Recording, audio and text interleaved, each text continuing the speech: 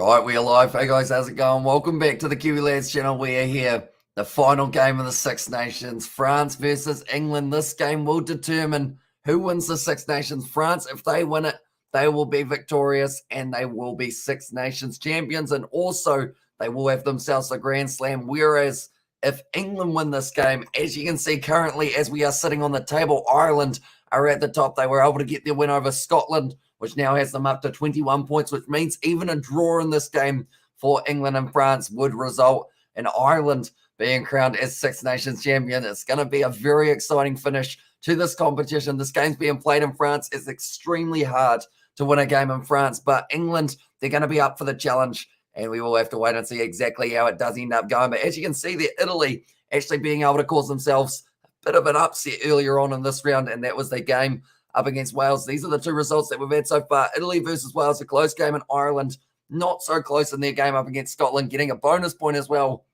after that matchup.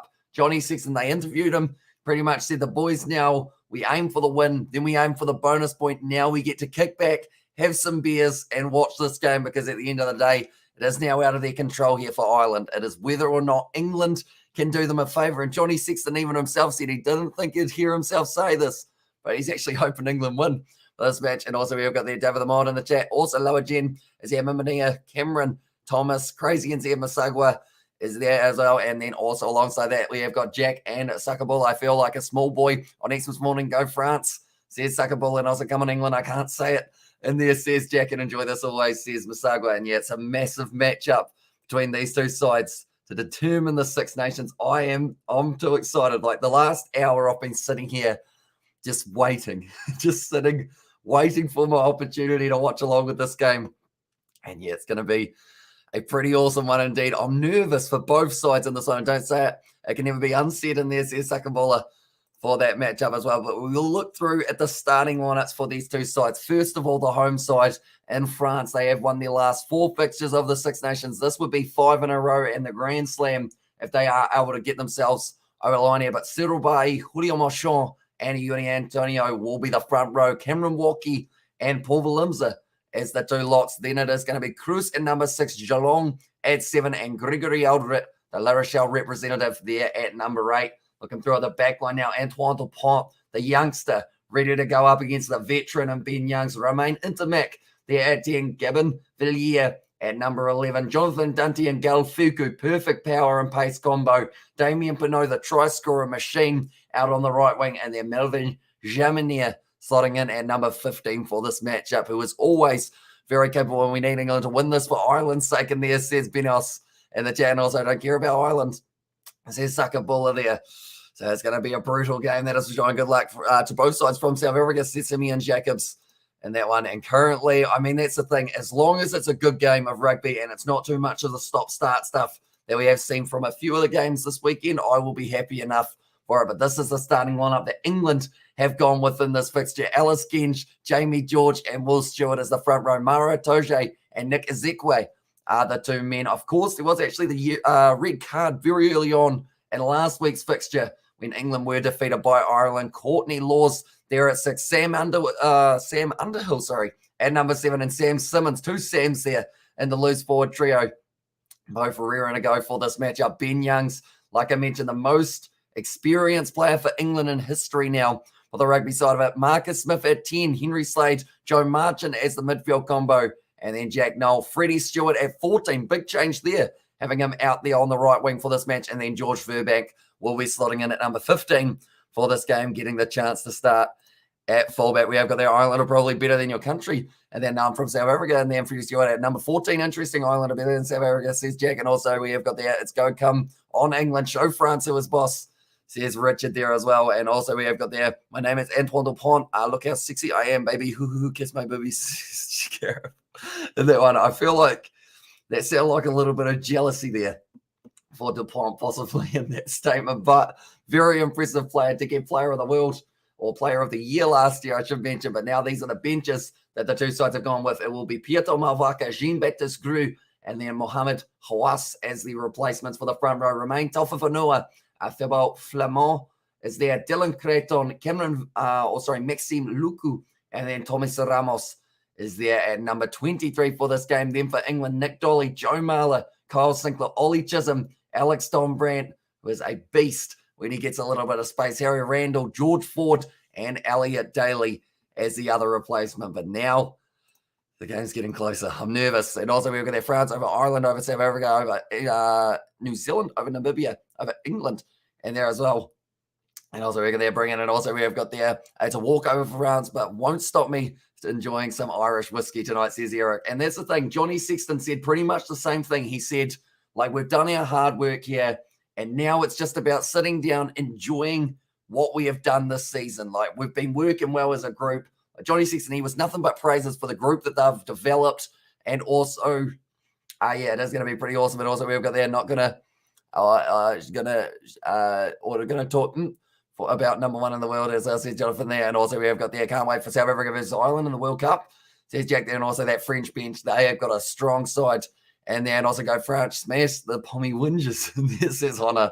And don't forget the last 50, Jack, says Sakabula. So yeah, it's certainly going to be an intense battle. Stade de France is the location of this game. They love a light show there, and it is going to be an absolutely electric just ground to watch this game from, because it's going to be so much on the line. Like they're showing there, the previous results, Wales, they did lose to Italy earlier on. And also as an Irishman, I feel it just feels dirty rooting for England. And Johnny Sexton said the exact same thing. He was like, this just doesn't feel right. But I want I want England to win.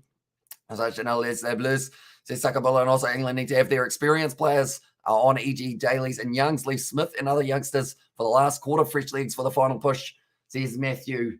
And yeah, I think the big thing for me is not having, I guess, Ben Youngs start. Oh, no, sorry, Ben Youngs was starting, wasn't he? Never mind. Sorry, I got confused there. But I would say I like Smith at 10 purely because he has been there for the rest of the Six Nations, and I'm worried that if they try and switch it now and go with George Ford, it might cause some problems. But then saying that, maybe that experience side of it up against a strong French pack could be the downfall of Smith. We haven't really seen him hugely challenged yet up against international opposition, and also Ireland better than the number one team in the world.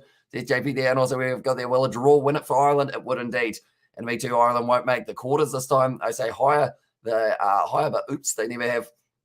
There's Gareth, but now France making their way out onto the field.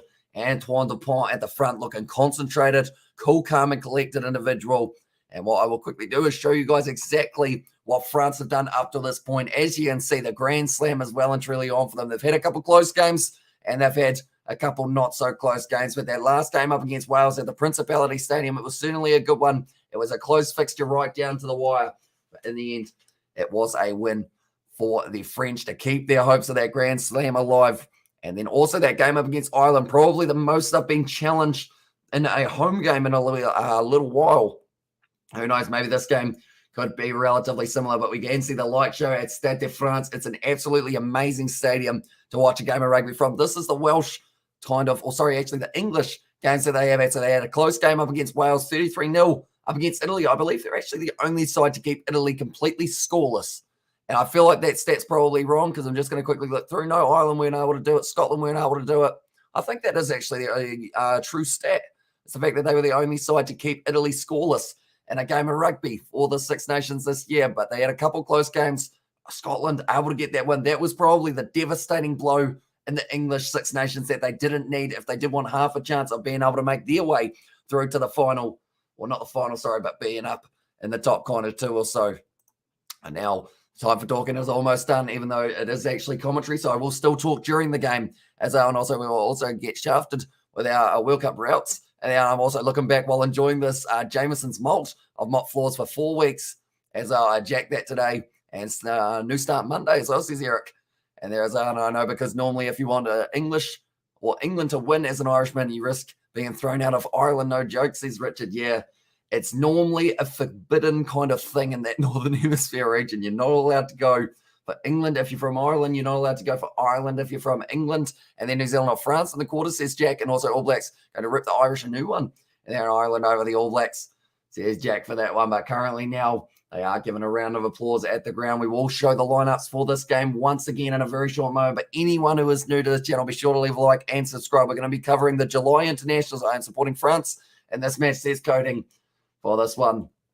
But yeah, we are going to be covering all the international Super Rugby. We've got some top 14 Gallagher Premiership URC coming up on the channel also. So there is plenty that is just around the corner for us. If you are new, be sure to leave a like and subscribe. Once again, we'll show the table. As you can see, Ireland in first place, 21 points, 3 points clear of the French, but the French still have their game in hand. England, they have still got themselves third, so they can't actually drop. In fact, oh no, it's probably, I was going to say, if they lose this game by about 46 points or something, they'll drop below Scotland, but that surely won't happen.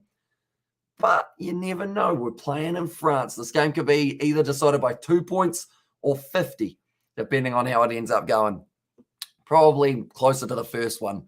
To be honest, I don't think we'll see 50 points between the two sides, but currently now this is the French starting lineup that they have gone with. Cyril Bay, Julio Mochon, and Yui Antonio as a strong front row for the French. Cameron Walker and Paul Willemse will make up the locks. Very good in a turnover situation for a line-out Cruz.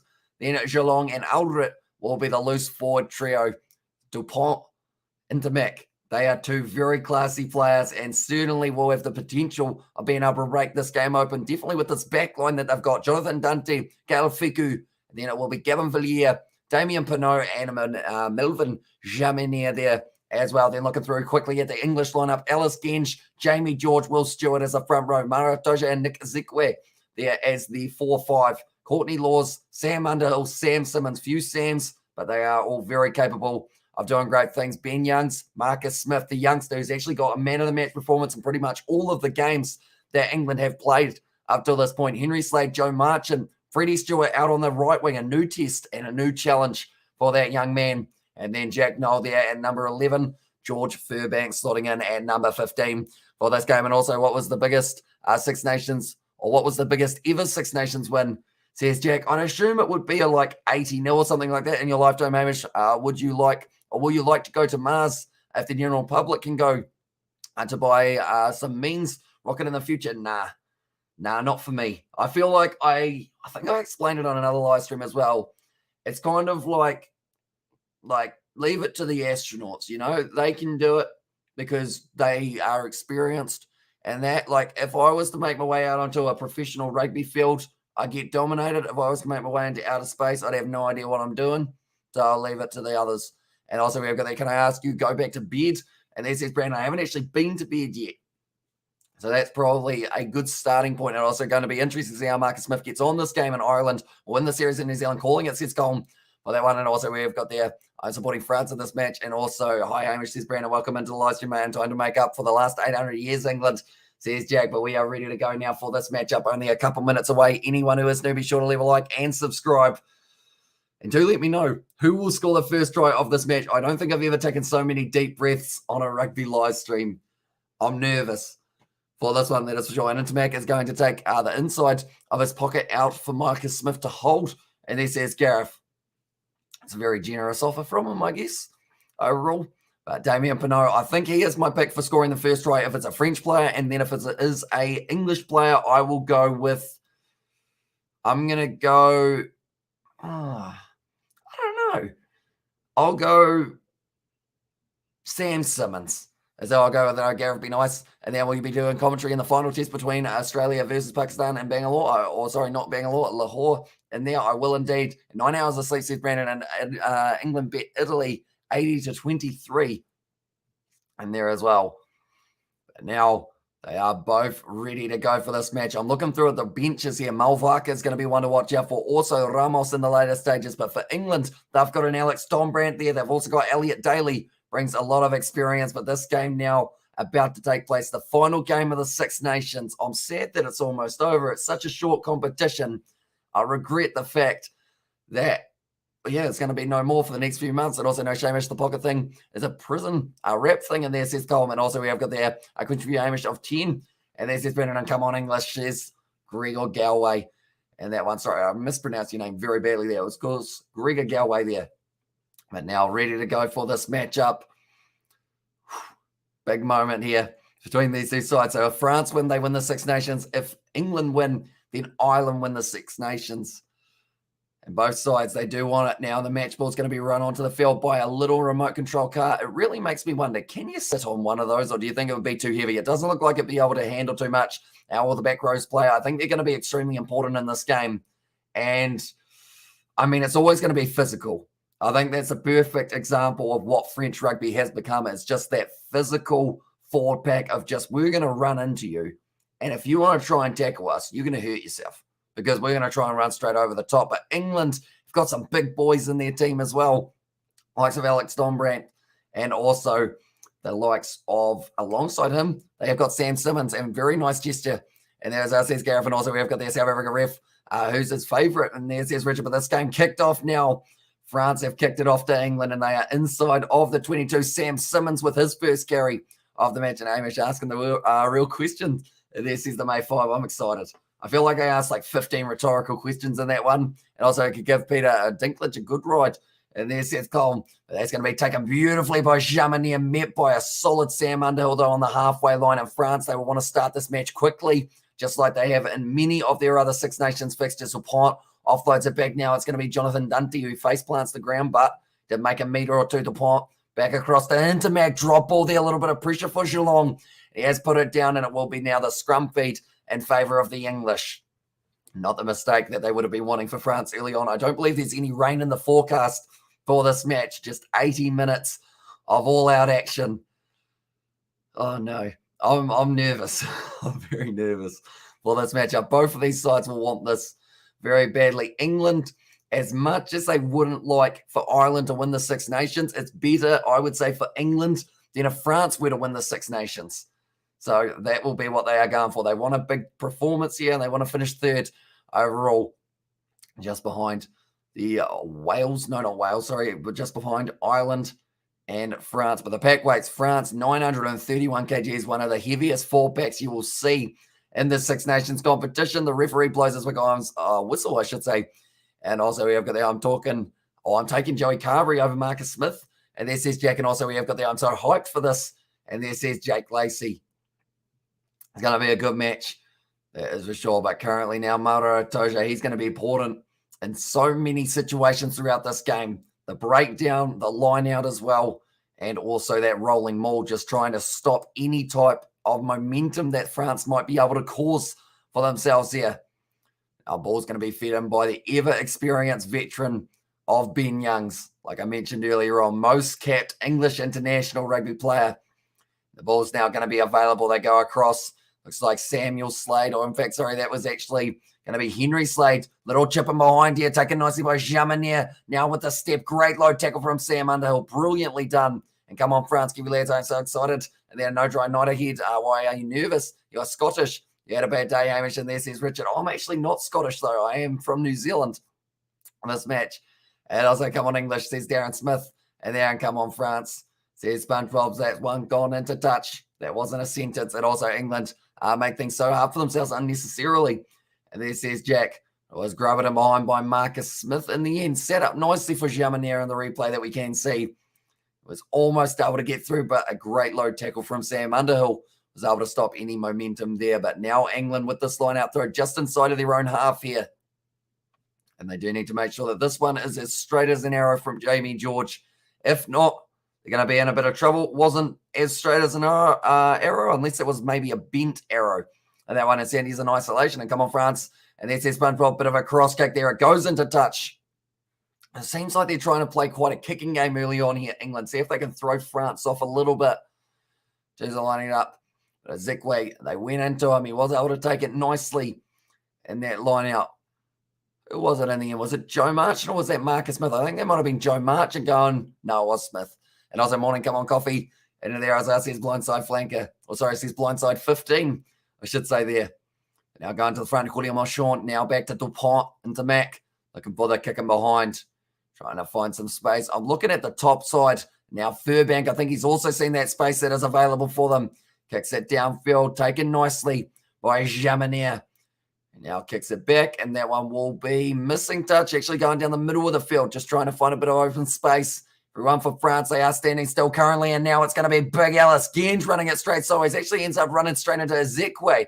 I think he forgot who was on his team there. The French grade Well, the French crowd are not too happy with that one. And also, yeah, but Hamish had Scottish roots somewhere. That's what I mean. And there says Richard as well. Well, this one's now going up high.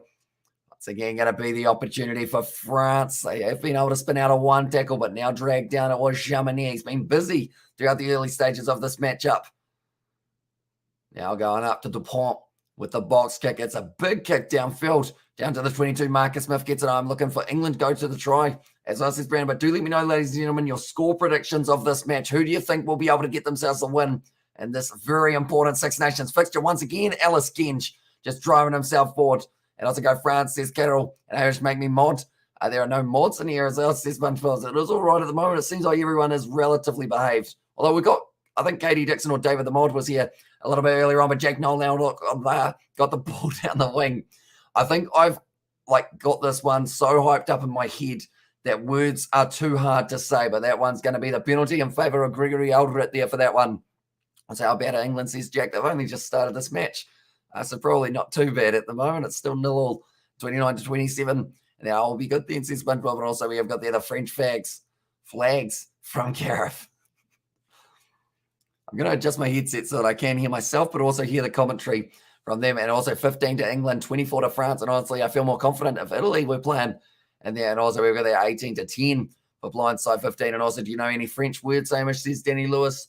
Bonjour. That's it. That's as far as my French goes. Je m'appelle Hamish, maybe. And also England 0. And there says Carol for the prediction. And also that was a close one.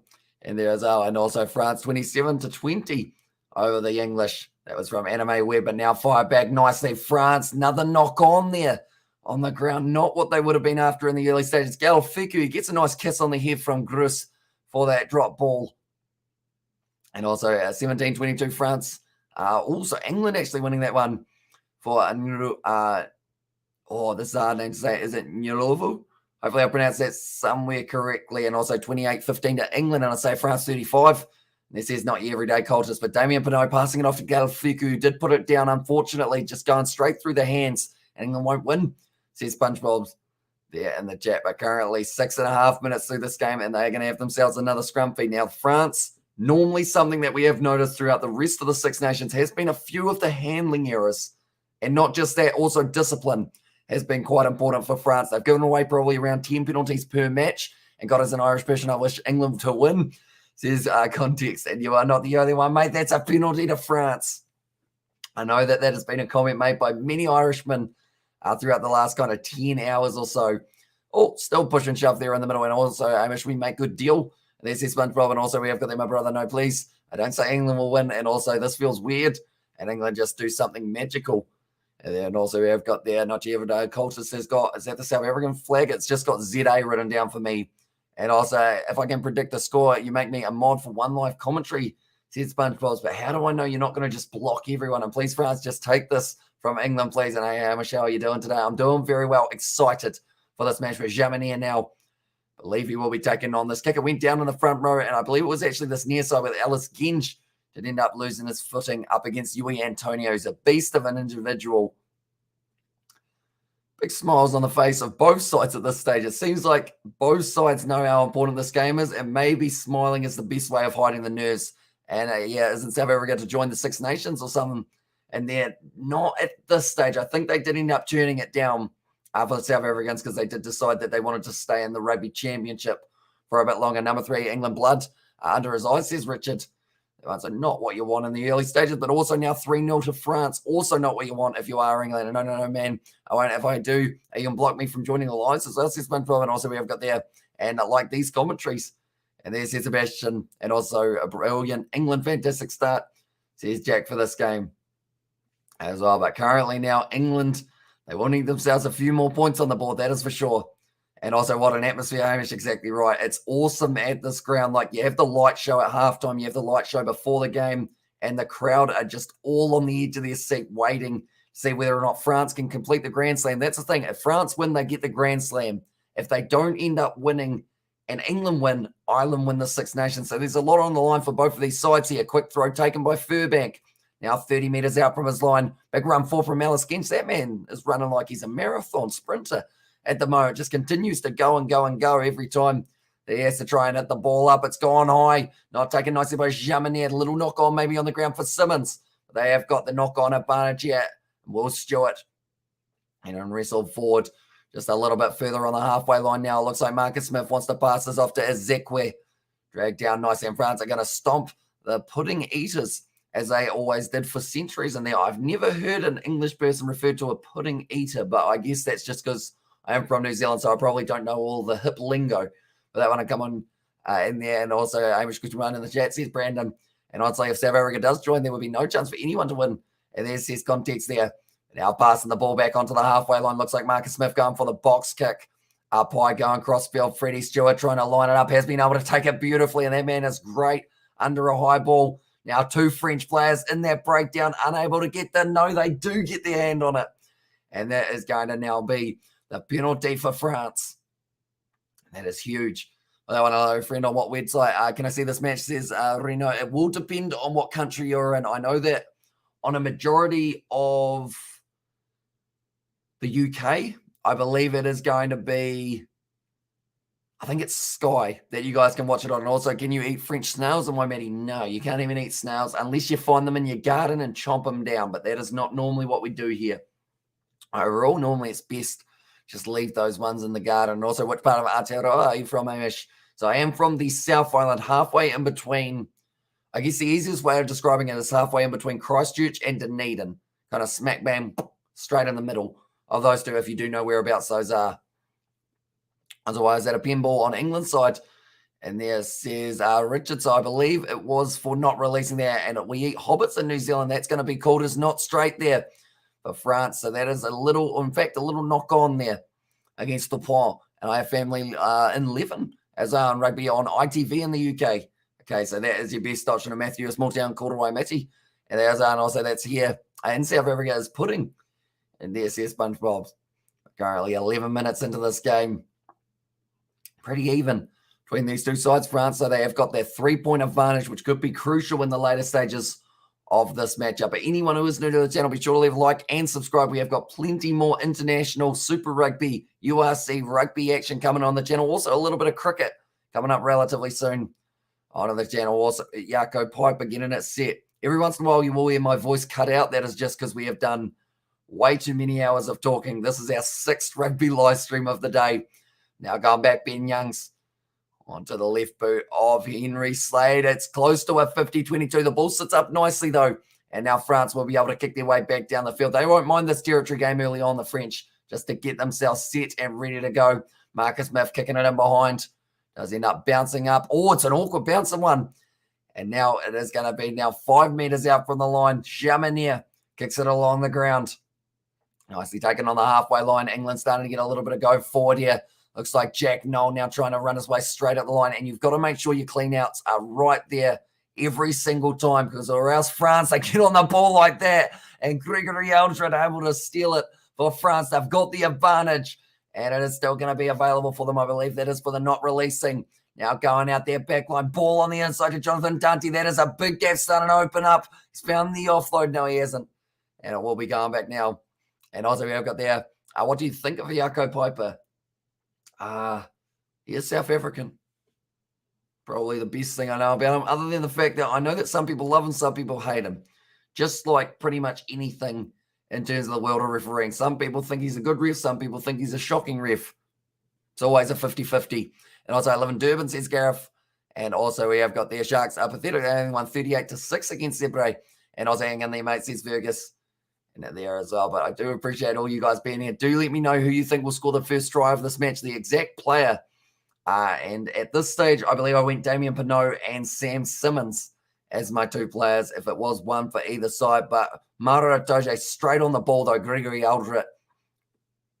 You got to clean them out almost before they even join the breakdown. But, of course, that's illegal, so you're not allowed to do that. So you got to time it absolutely to perfection if you do want a chance.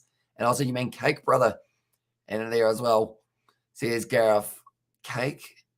Do like cake. And also, Dupont first try, says Matthew. All of his prediction. So that's probably a very good shout taken in the air. Cameron Walker. It's going to be another penalty advantage here to France. Gregory Aldred passes it back now And now continuing to try and drive their way forward around the side. Hurriamachon wrestled down by Stewart. Dupont goes back across. Viku now to Intermac. Jamanier, man on the outside. It's Villiers. He sees the corner. He tries to go for it and hasn't quite made his way over the 5 meter line. Now Dupont once again got it available. Goes short to Grus. They've still got themselves the advantage here. France on the front foot. Dupont, a little bit of a rough ball, but it was Jamanier. Now finally offload to Cameron Walkie. Dupont once again setting up the men on the outside. Wide cutout pass. It sits up for Galfiku. And he scores the try. And the Blues, or Alus Les Blues, have been able to score themselves their first try of this matchup. And we will be adding his name to the try scorers. France try scorers. And it was Galfiku who was able to score it. I'll make sure I do spell it correctly because I do not want to get that wrong. But it is Galfiku who has been able to score it in the 14th minute of the game. And now France, they will have themselves an 8-0 lead over the English. And also, I've never seen the French rugby team so consistent. And there says Danny Lewis. And also, we have got there, Hamish, you like cake? I do enjoy cake. Cake is very nice. And also, South Africa have infiltrated the chat. And there's and also, we have got there, New Germany, you. And then says Gareth, but it was a wide cutout pass straight into the hands of Jamanier. Oh, that wasn't Jamanier, that was Galfiku. Did have that one, and it was the try for France, which now gives them an 8-0 lead. Good start to the match. And exactly what they would have been after. But now Jamanier will be lining up this one. Doesn't miss them very often, although every time I say that he doesn't miss them very often, he misses the next one. So currently 41 metres out on the angle. Game over, sorry, England. You most want Eddie sacked. No efforts whatsoever tonight, says Richard there. So on 16 minutes and not the start to the match that they would have been after, as Jamanier lines it up. And Jamanier misses. Like I said, I normally am very good at jinxing people, and that was the case there for Jamanier. So 8-0 now the score in this matchup. Was a bounce pass out to Galfuku right into the corner. Does end up scoring the try in a very emphatic fashion. And you'd have to wonder now, what does that do to the confidence of England this early on in this matchup? 16 minutes in, you're already 8-0 down, and you need to get yourself some go forward. And Marcus Smith trying to create that a little bit here for England, putting it high, just outside of the 22. In fact, it's gone just inside. And Gregory Aldred wrestled down by Jack Noel and also Sam Underhill, but it looks like Dupont will be putting up another box kick now with Yui Antonio and also Cameron Walkie protecting the ball very nicely for him. Be able to get plenty of space, be able to put it up high. Just get a good kick downfield from Dupont. Doesn't find touch with it. I don't know whether or not he was trying to, though. And now Ellis Gench once again at the back. He seems to just be the man who's ready to run it anytime he needs to, Ellis Gench. He will be going back to Bristol Bears and also bring Eddie Guillotine out. And there says Gareth, although this game's still very early, of course. Joe Marchant gets a wide ball. Not a lot of space out there, though. He was calling for it. Going to be wrestled up here. Nicely done. They do have to release him. It's close to the touchline, just staying in the field of play. Now Will Stewart with another carry forward. 40 metres out now for England. And they do need to be the next time or the next team to score a try in this fixture. Sam Simmons. Another carry. That's going to be the advantage. I'm not sure where Paul Valemza came in from, but I don't think it was very legal. And it's going to be the penalty. And Samba Ribs. There says Gareth. That will be the penalty against, I believe it was Yui Antonio, but then also Paul Valemza probably didn't help himself too much with flying through. But that will be the penalty now for England, and they do look like they want to line up the 3 points. So this will give them just a little bit more of a chance of getting a tad closer in this one. That's if this kick goes over, I should mention. They do have to make sure that it goes over as the first step. Second step, of course, is trying to continue that momentum that you do create. But Dupont just having a bit of a chat with Jaco Piper here. Okay. Player fell on the ball and slowed down the ball, I think was a comment from Jaco Piper there. I think it was Dupont actually asking the question of whether or not maybe a player was dragged over the top of the breakdown. Now Marcus Smith lining up this, and also yes from Richard in there, although it's a fake. For Richard there by the looks of it, and straight through the wrong side. And also not your everyday coach. It's an interesting name.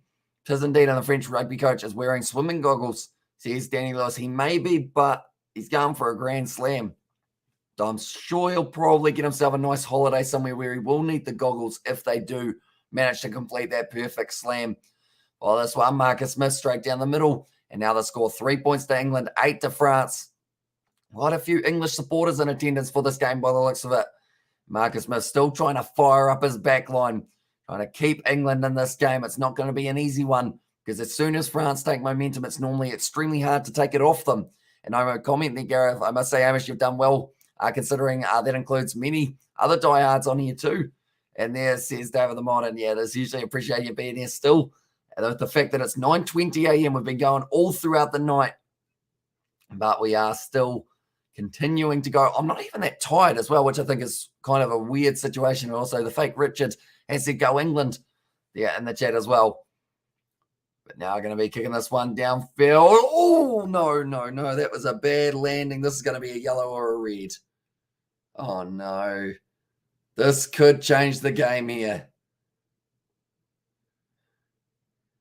Okay. Jamanier has landed terribly. They're going to go upstairs and check this one. But this could be a big moment in the game. This could be a turning point. Uh-oh. And there says Danny Lewis. He didn't land very nicely at all. Jamanier right on the neck and doing a somersault. And rear guard England on the way. Jack Noe goes up. He landed hard. He just kind of he landed with his arm at such a weird angle, but I think his arm is okay, which is great news. And it's great news that Jamanier still conscious at this point. Oh, I think Dupont pushes Jack Noe in there a little bit and Red all day go back to England. I think Dupont might have had something to do with that one just a little bit here. Like they're saying, he might have been pushed into it, which might be the turning point, but that was a hard hit for Jamanier right on his back on the hard turf. Right, we're looking through. Where is Jack Noe? There he is. I think he was getting a little bit obstructed, but it's still a dangerous one. And rear guard says Anime Webb there. Okay.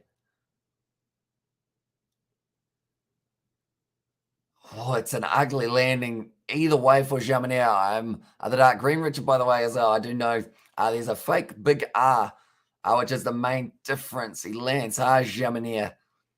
And also rear card says DJ, it does seem like it's going to be at least a yellow here for him. Depending on what they rule, it depends on how much they say that maybe Dupont affected it, but I don't think it was enough to say that Jack Noe had no ability of being able to stop.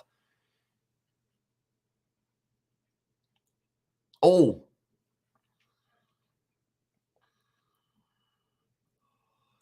Okay, no foul play against England at this stage because of the little bit of obstruction from Antoine Dupont. It means that it is going to be now coming back over. I think it actually becomes a penalty for England for blocking. And this one, a red card says, Najakat, and also Kaka card says, not your everyday cultist.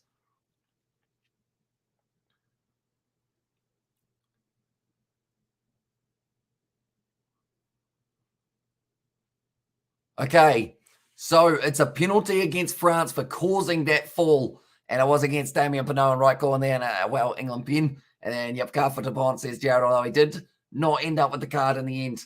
But Damien Pinot, it is a penalty against him for obstructing Jack Noe in the chase.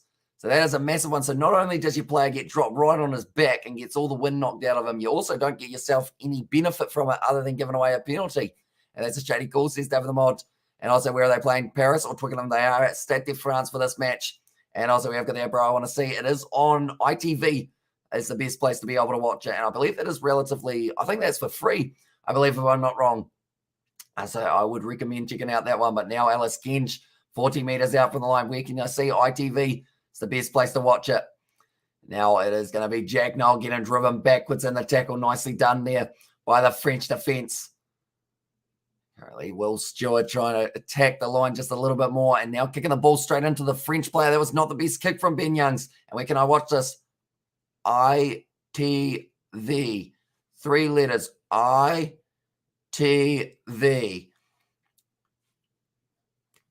And that one has gone out. And also, Hamish, when are you getting a haircut? I mean, once I get a haircut, my hair will probably not grow back and buy it. Your cheapskate says Jared in that one as well. But it was in the end a big kick downfield. Also, we need a Muppet spinner in there. I think Furbank. He does pick it up with his foot and touch. So because of it, that is not a smart play. And now France will have themselves a line-out throw with Julio Marchand just a few meters out from the line. Or 3 meters out from the 22, I should say there. As over now, Gregory Eldred feeds the ball in nicely. Now looking for a bit of the rolling maul. Off the back, the penalty advantage still being played for France, so they have got another potential opportunity of being able to get themselves at least the 3 points. Dupont fires it back, quick hands, straight into the hands of Serobai. One of his first runs is the number one, the tight head prop. Now the other prop getting involved, and Yui Antonio, the tight head. Now nice little pop pass up to Alrit, offloads it to Dupont, it goes down, and now it is going to be going back for the initial penalty to France, and they will more than likely take the 3 points in this situation as well. But anyone who is new to the channel, be sure to leave a like and subscribe. And yeah, anyone who does want to watch this one on ITV is your best bet, like I mentioned before. But also, if you're in New Zealand, it's Sky. If you're in Australia, I believe it's Stan Sport. And then if you are in anywhere else, I believe the Six Nations channel, or not the channel, sorry, or you will be able to see the highlights on the channel after the game, though. Yeah, anywhere else that will help you out. I wish I told you France would be winning. And there you did indeed.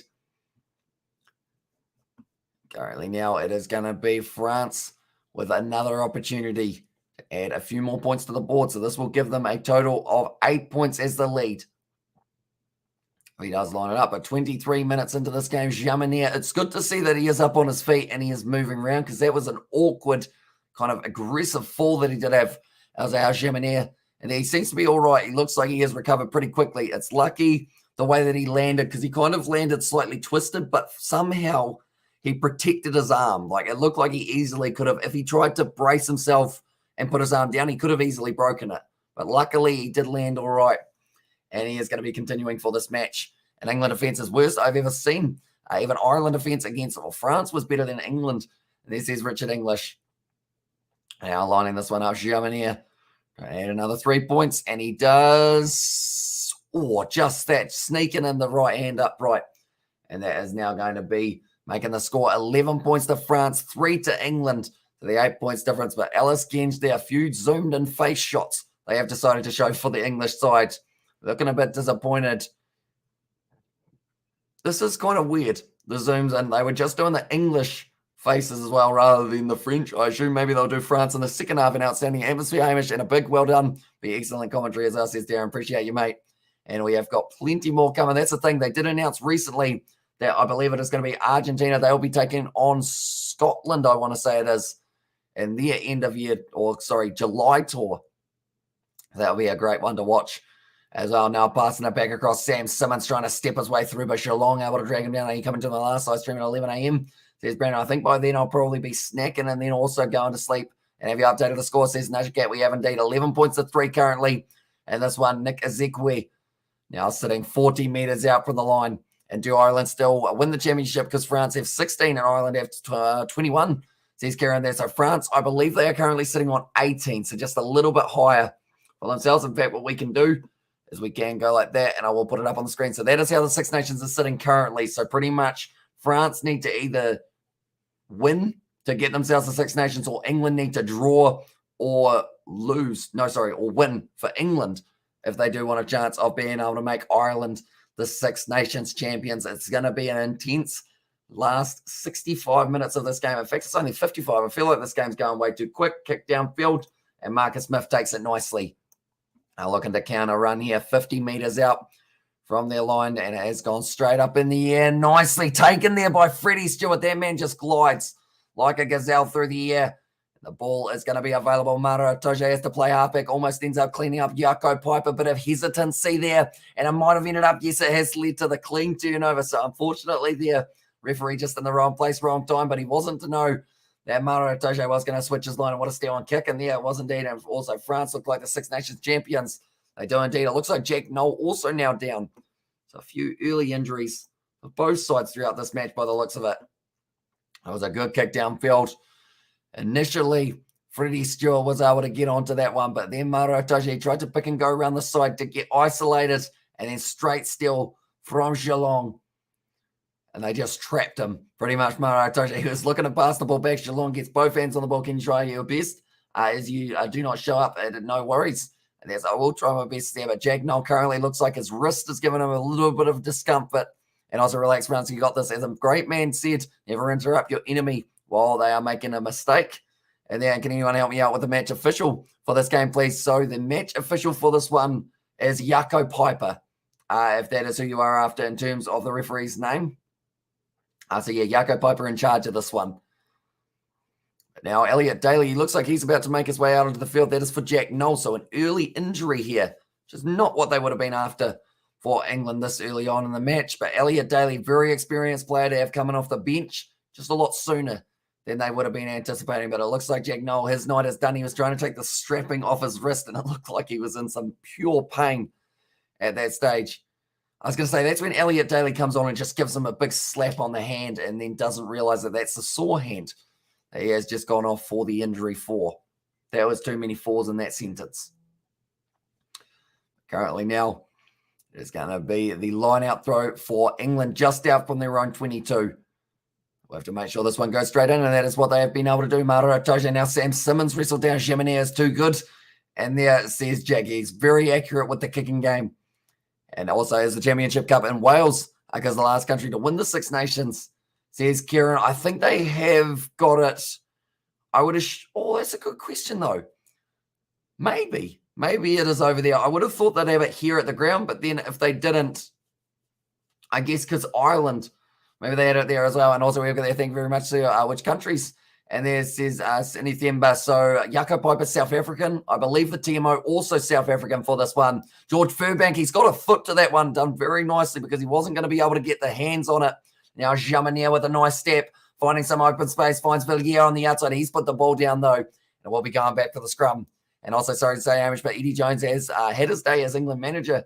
And there, as I says, Darren, also, I'm trying my best to do all the live streams and come to your live streams, or I can be a bad friend and not come. And thank you so much, says Sydney Themba. No worries at all. But I'm not too sure about the assistant referees. I do apologize there. But I know that Jaco Piper's the main man, and the TMO also South African. But other than that, I know not huge amounts. That one's gone down for Villiers. That's actually the second time he's put the ball down. He's a very hard man to put down, though, because he has got plenty of sevens experience.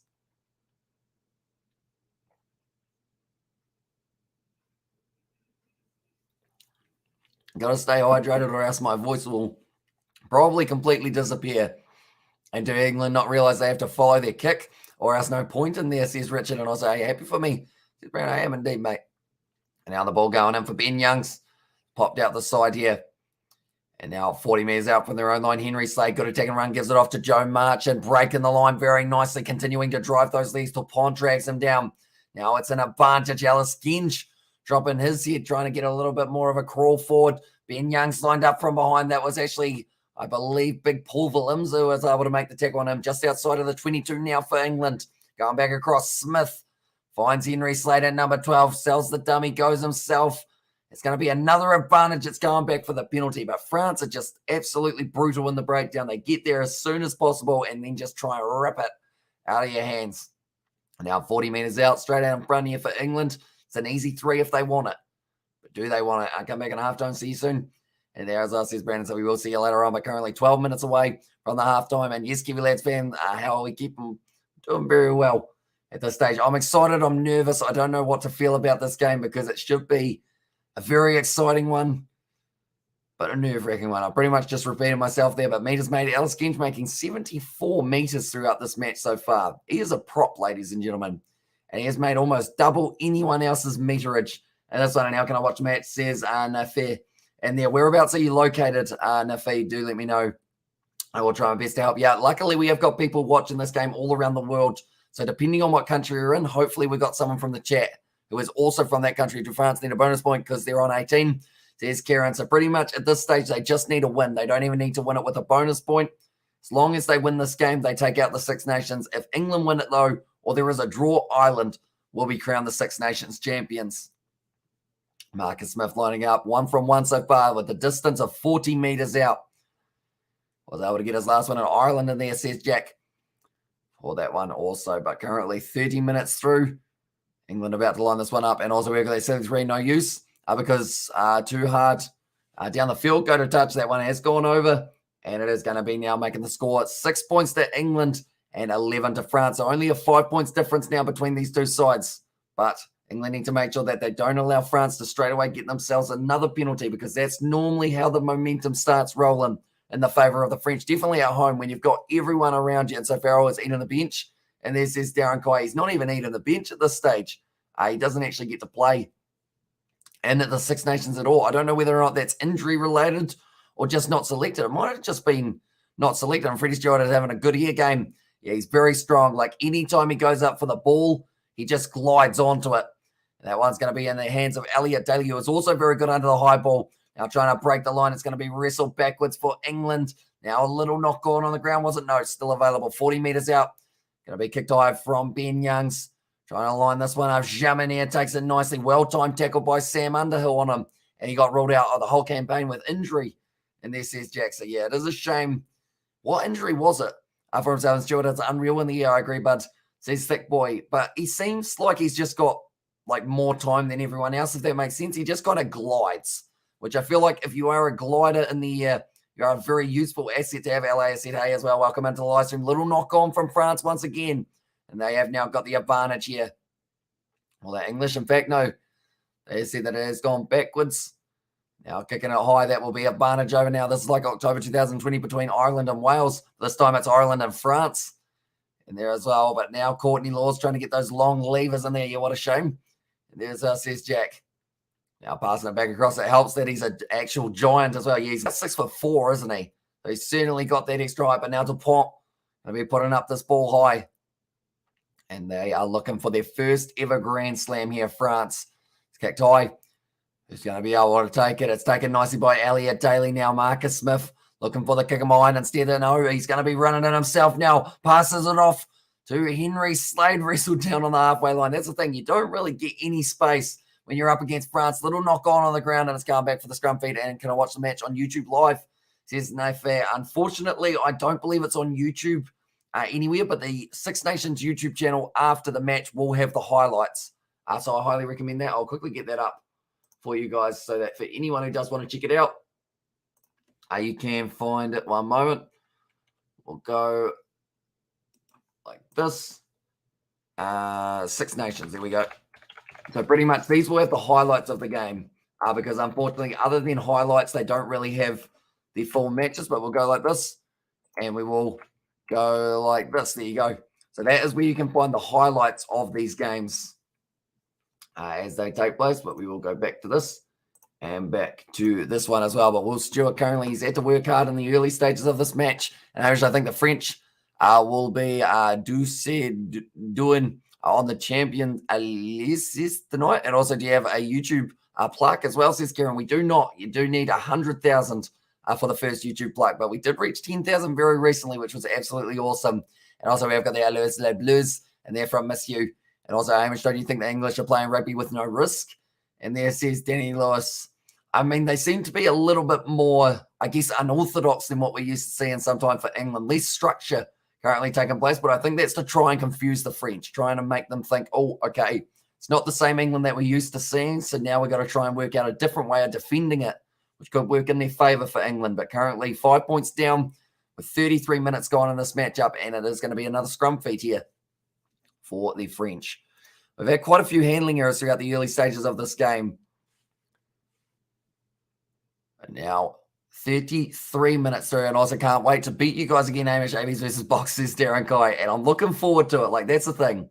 Like, it's going to be in South Africa, which I feel like is an absolutely awesome atmosphere and awesome ground. I hope that they can have full crowds. So for that one, and also Allures Les Bleus, and this is Missy, and also how's that oil freighter Antonio doing against the England front row?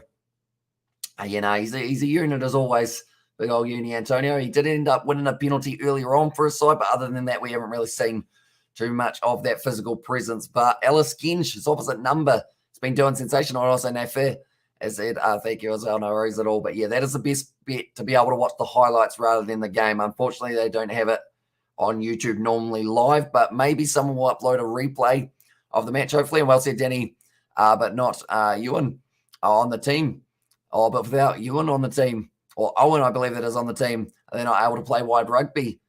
And there says Richard, the ball's been fed in nicely for France here.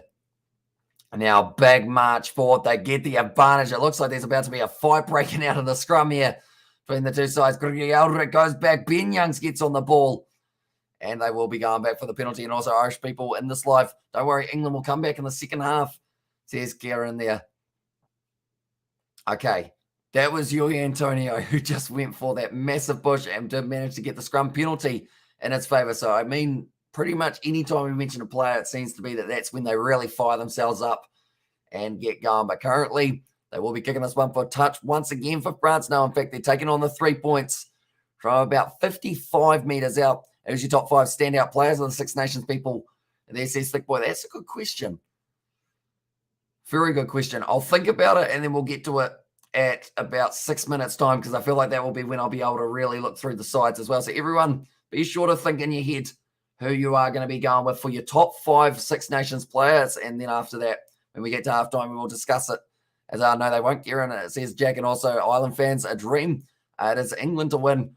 England can't win, says Najakat there. And also wonder what kind of cheating England were doing in the scrums last week. And there says albeit also, did the Warriors win last night? They did not. They missed out up against the Titans. They did end up just falling short. But Jamanier lining up this one now from about 55 out on the angle. We know he's got the distance. Does he have the accuracy? That one's staying way out to the left-hand side, just striking it a bit too well. And to put that extra little bit of oomph on it, which did mean that it did go out to the side. But that will be remaining as an unconverted penalty. 35 minutes in and still 11 points to 6 all the way. France, says Johannes Payne. And that one as well. But currently, certainly an atmosphere at Stade de France for this matchup. And this is the last game of the Six Nations that we will get to see. But we know that France, they have got themselves a 3-match series. Who are they playing for the Autumn Internationals? They're probably going to play someone along the lines of maybe Fiji. I guess is the only Southern Hemisphere side that I can think of that we've got left.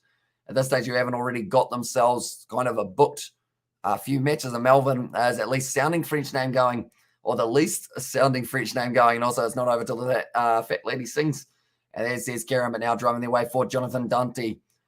Only 40 metres out. The question is, can England score a try ever again?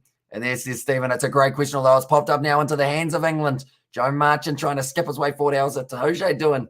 Says Darren, we haven't seen him hugely throughout the early stages. I think line-out time is going to be where he is definitely important. Good ball off to Ezekwe. Straight in there, Gregory Eldritch tries to get on the ball.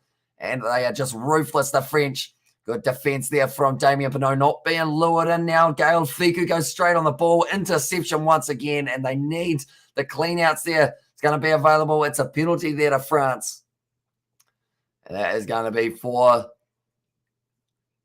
I think they're saying a deliberate knockdown there, almost possibly offside in that situation. But now France going to be kicking it for the touchline. And anytime there's a breakdown, England need to work out a way of either cutting out breakdowns out of this game, or the other option is to just make sure you don't give them the opportunity. And bad as always, Darren. And there says Jack. He's been all right so far. Hasn't been doing too bad. Mara Itoje did have that penalty against him for not releasing, but you'd have to argue that, I mean, if they haven't got anyone there to clean out, and Itoje had done nothing. And there says Jack there. That one, just a little slap down on the ball from Will Stewart, which did lead to the penalty against them. But now France sitting 30 metres out from the line. If they get the advantage, they are going to be able to get themselves towards the penalty advantage. Currently now, going to be passed back across Galfiku to Jonathan Dante. Good run forward. It's stripped away by England, but it still bounces back on the side of France. That looked like an interesting tackle technique. That was tackled twice in that one, but that was an interesting 1.5. Now Dupont around the side trying to snipe himself a little bit closer, but England need to be as ruthless in the breakdown as France have been, and they have just done that. They've been able to turn that ball over. France trying to take it back. Ben Youngs goes back across as a good attack and run from Marcus Smith down the wing. Freddie Stewart now trying to step nicely. They need the men in there. They have done so. It was Furbank and Smith. That makes me concerned that it is the backs who are getting in that breakdown and being able to protect the ball for the English. Now firing it back into the pocket of Marcus Smith looking for the cross kick. And behind, looking for it. It's set up beautifully for Jamanier. Great tackle from Elliot Daly. Had to be made, or else that was going to be a counter-attack there for the French, and England will score tries when Rasio Rasmus is the coach. Says Johannes, also France can play rugby, which makes the game interesting. Take the football out and the size of the teams. And then it's a game of chess, says Stephen. Or Cyril Bay, big strike on him by Alice Genge's opposite number. Now going back, it's 3-on-2 out here. And now Villiers has got the man with him, finds the draw and pass down the wing for Geelong. Getting closer, only the 15 metres out now for France. Dupont Wide cut out pass, nicely done, straight. That's another low tackle taking out the kneecaps. That's going to be a knock on, is it? No, they've said it's gone backwards. And the French is in this mood, in this mood are a formidable force with a massive crowd support behind them, says Darren. Now, they do continue to drive their way forward. Yako Piper almost involved. That looked relatively close to another loose ball that could have been forward. And now sitting 1 minute left. And at this first half, Dupont just waiting to regather it. Dante, they'll be looking for a penalty advantage here. Serobai around the side because the Dupont offloads it now to Gregory Eldred. And that's something that the French side have been doing very nicely. Is that drawn past? Oh, it's going to be intimate. Goes down 1 meter short of the line around the side now for Grus. He's going to be held up. Or is he? Their hands through, and I think that could be a try there. He might have been able to just score that. I think he's just snuck through with the periscope, put it over the line, and chop tackle much. And this is Gareth. Yeah, one of them did look like it was the knees just getting taken out. And for one night only, Ireland want England to win, and England would not beat an under-10 team tonight. Try France, says Richard. And that one, but it is the try to Grus at number 6.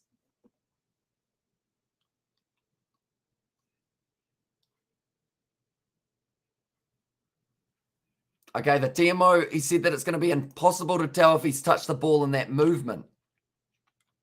That's going to be an interesting call, I would say, for him once again. But it was Cruz who was able to score it, and that was in the 39th minute for the French. And that is exactly what they would have wanted at the end of this first half, giving themselves a little bit more confidence going into the second. And England could be down by 12 here and try. And there says Gareth. I'm just watching this man's arm. How did it bend the way that it did? So he was a meter short there for Crew. It just reaches it out. It just goes through everything and just touches the line. And also France in there from Gareth. But now Jamanier will be lining up this kick. Can he get it over? Just before halftime as well would be the perfect time to be able to do so. But 41 minutes in, Jamanier strikes. Jamanier scores, and he has got it straight down the middle now at halftime. The score is going to be 18 points to 6 in favour of France. So a good start to this match for the French. That 40 minutes went so quickly, and French are 5 turnovers to 1 now. England are lucky. It's not a bigger scoreline. That is true. Like every time it's gone to the breakdown, France are in there. They have been able to turn it over effortlessly almost at times, and England just don't seem to have the clean out that they need to be able to. Some of my money is on 50 before full time, says Richard. And also, we've got that. It wouldn't be a World Cup final without France playing the All Blacks, says DJ there. And currently now 18 points to 6. We'll see some stats to do with this matchup. But also, we will go back to that question that was asked in about the 34th minute, and that was top 5 players of the Six Nations. Who are you guys going with? Do let me know in the chat exactly who you would go with. I feel like you've got to have at least one French player in there. But it's a question of who would you go with? Because, I mean, Damien Penaud, he's been scoring quite a few tries, but has he been one of the standouts for them? Or would you say Villiers possibly has earned that right in England? I'm missing Curry at the breakdown big time. And there's says Thick Boy, and also just someone to be there to help, I guess, just keep that ball in their favour. I think they've only had about 3 or 4 times that they've been able to get more than a few phases together without France being able to get in there and rip that ball away. Currently, the position, it says it's 50-50 territory in favour of France, 60%, and Gregory Eldred. And there says Stephen Marks for that one, and 2 tries to 0 here for France. So 2 more will give them a bonus point, which will help them out a little bit, but they still need that win for this matchup. Meters carried, it's actually been well and truly in favour of the English, 324 compared to the 125 that France have had. Defenders beaten 8 for the Welsh, or sorry, not for the Welsh, for England, and then also 6 for France. There is France can't play All Blacks in the World Cup final. A draw don't allow it, says Richard. And also, having listened to the Kiwi lads for the past 12 months, it seems to me that most neutrals never favour England. Very true. People do not like going for England. I have learned as well. And also, Tossa France, Tossa. And there says Crazy NZ, looking through a few of the other stats to do this match. France currently tackling at a 90% success rate, 69 tackles made of 77. And then also tackling at 90%, it is England sitting at 55 of 61. The ruck success, though, this is the big one for England. Only 89% ruck success. 5 times has been turned over by France in that ruck. And 98% success for France. So that's quite a big difference there. I'm back as well, says Brandon. Welcome back, mate. Ole, ole, ole. They are from Gareth. Currently, scrum success actually 75% for England, 50% for France. So everyone not really having the best run when it comes to, I guess, the success rate of the set piece in England. And they're from it was sick. And also my top 5 would be Smith, Gibson Park, Lowe, Porter, and 5th could be anyone in the French team. Defensively, they are insane. And then just have a quick shower. Here's Brandon there as well. But yeah, there's been some very good players throughout that one. And Kiwis look out, says Stephen. And that one as well. Yeah, it's going to be a tough game in that World Cup, Paul. That is for sure for the opening game of the World Cup. It's exciting that it is actually the very first game we get to see, but it's not going to be an easy one. And go England in the second half for the sake of the island, as well says MH and also Richard. Yes, they can. Just how New Zealand could have played the box. They beat England. And this says Jared for that one. So I guess it all comes down to how you can kind of link up, doesn't it? All that one. But currently, in this first half, we've had 2 tries scored for France. Second try was right at the end of the first half, and that was Cruz, who was able to score, and Galfiku getting the earlier try. England, just a bunch of loudmouths, including Coach Eddie. And there says Lorenzo there. And I mean, if they are talking the talk, they've got to walk the walk for the second half, and that is going to be somehow proving themselves as the better side. And also, but still, I believe England will come back on this game, says Sini Themba. For this match, and apologies, Hamish was out for work in the desert. Just got back out with the standings. What happens if France win? Is it enough to take the title? It is indeed. So we will quickly go like this and like this as well. So this is how the table sits currently after Ireland's last game. They were able to beat Scotland, so they sit there on 21 points. If France win this game, even without a bonus point, they are Six Nations champions, and they do get themselves the Grand Slam. If they lose or draw, though, Ireland do end up getting themselves the Six Nations title. They're down by 12 currently, though, England, so they're going to have to make sure they score very early on in the second half. But these are the other 2 fixtures from this round. Wales, you do see there, they did lose to Italy, which was an absolutely massive upset for the Italians, but they did very nicely indeed. And Ireland, they were able to get their win over Scotland. They did get the bonus point, which did help them get to sit a little bit more comfortably for this game, rather than having to really sweat on every single point that France were able to get for themselves. Well, that one is Hamish. England need to play with some risk, right? I think it's their whole thing of risk and reward. You don't want to go too aggressive, but you also need to commit those men to the breakdown, because at this stage, France are making it look too easy to turn it over. I'm a proud Welshman, but I do like Eddie Jones. And then the World Cup is a long way off. A lot can happen between now and then. And AB's forever, says Cameron. And also, we have got there, Hamish, has Eddie Jones lost his bragging rights, says MH Choi. I'll let you know at the end of this game. And Eddie Jones should focus on coaching and stop the mind games. And cheers, thanks, bud. Glad for Italy, who got that win under the belt. And also top 5 is Bai, Aldred, Dupont, Interbeck, and Fiku. Tried to find another nation, but 5 isn't enough. And there, says Gareth. That is true. It's very hard to just pick 5 players in form. Because that's the thing. Jameson Gibson Park, like someone mentioned a little bit earlier on, he's been very good. For Wales, who would be a Welsh player that you could say is just a little bit above the rest?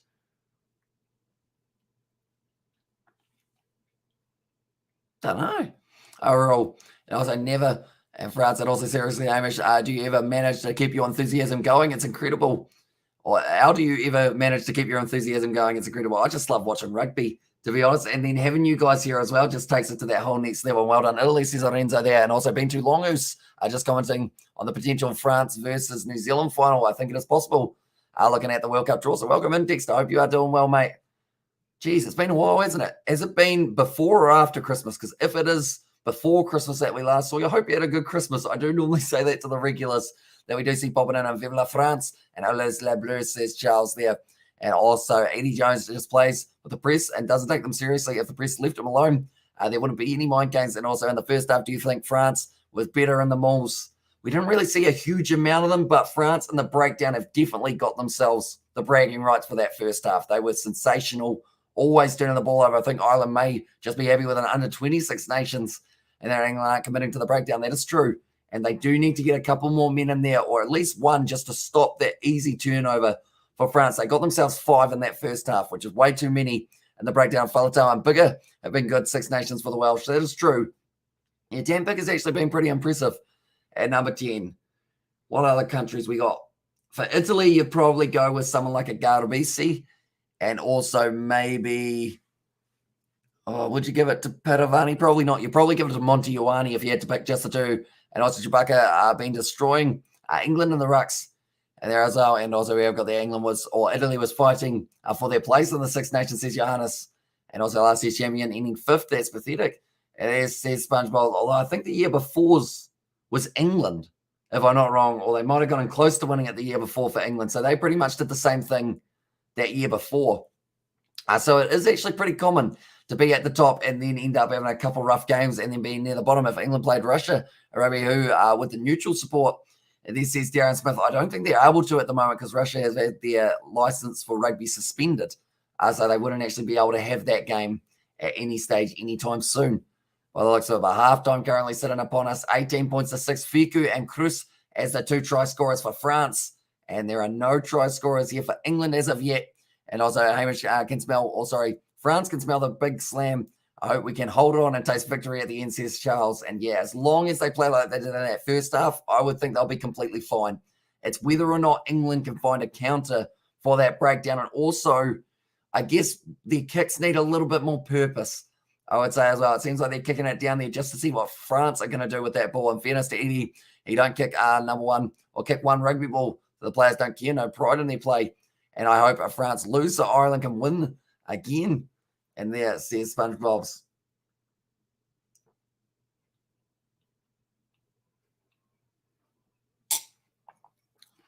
Here we go, liquid, and also we've got there too long, my bro, before Christmas. Things have been busy up here. Merry Christmas and Happy New Year, Uso, as well. Yeah, right back at you, mate. Hey, I hope you did enjoy the new year. The funny thing is, like, this year's already a quarter of the way gone, and I have no idea how it has gone that quickly. And England playing better with 14 men based on this performance. Well, play better with 14 men based on this performance, says Thick Boy and Go France, says Sitter there. And also Jin says, Darren, it is just a glass of water just to try and keep the voice going. I would love to see the Springboks against the rejuvenated France. And there says affiliate marketing. It would be pretty awesome. I don't know whether or not they do get to play them anytime soon, but if they did, I would certainly not complain because it would be a pretty awesome one. And they were fantastic last week, says Thick Boy. And also France cannot lose. No way. Watch. And Leon, as I says there. Yeah, the Grand Slam is certainly still alive for France in this matchup with Fiku and Cruz already scoring with only maybe 2 tries away from them being able to secure this game here. France are going to have to work hard, but they've been playing harder in that first half than England. And because of it, they have been rewarded with quite a few points on the board as well. We are just waiting for the second half to get back underway. I assume we're only a little bit away from it. We all go like that. I heard Jaco Piper for a second there and I panicked, but it's actually an old game between Ireland and Wales that they are showing the highlights of. I was like, hang on, has it already started? And I was Eddie Jones. He'd got too big for him. Let's go Blues or go Les Blues in that one as well. But currently here, they are showing highlights of Ireland versus Wales. Of course, Ireland are one of the talking points of this match and never underestimate England, though, says Charles. That is true. All they need is a little breakthrough, an early try here. And to be honest, the France would destroy our box. And there says SpongeBob's. Yeah, hopefully we do get to see certain matchups taking place soon. And also we watch history made by Italy with a 22-21 win over Wales with Kiwi lads, says MH Troy. And what are England at as well? And where are they going? And this is a very worrying way to build up to a World Cup. A rudderless. And there says Martin. Yeah, it just seemed very, I guess, unstructured is probably the best way of describing it. Because, like, anytime they had a run with the ball, there were 2 French players in a breakdown and no English players anywhere to be seen for that clean out, which just pretty much led to an easy turnover, which is not what you want up against one of the best teams when it comes to turnovers in the breakdown in World Rugby today. And let France meet the Irish, whoop, whoop. And then also if England played against Ming the Merciless 15, who would be the neutral support, and they had no idea who that is. And the Lions might not exist as British, and Brexit is not a good marriage. And this is Stephen, and also, how's it, Hamish? I won a lot of money on rugby betting this weekend. Won 5K for 5K ran. I think that is. And luckily, someone told me not to bet on that Italy game. And also, is it a good game? Or is the game good so far? It's been pretty, I guess, well organised for France compared to England, who don't seem to really have found that momentum/structure that they would need to be able to win. If we could start talking about the Wales versus Italy game, that'd be great. Only just stop crying. This is Thick Boy, yeah, not an ideal day for a Welsh supporter. But the good news is, do I still have that picture of last year's Six Nations? Okay, I don't. But if I did, I would put it up on the screen for you, Thick Boy. And of course, they did win the last year's Six Nations. So I feel like that is one that is always very nice to look at as a Welsh supporter. And also England has big problems because England's best club team are not even playing in the Premiership in England, says Richard. And that one also Sharks played bad against Zebre for that matchup. And also Italy stand the world, or stun the world, I believe that would be. For that one also cheers, bro, says Thick Boy. No worries. But yeah, at some stage, like that's the thing. Wales are going to fight back.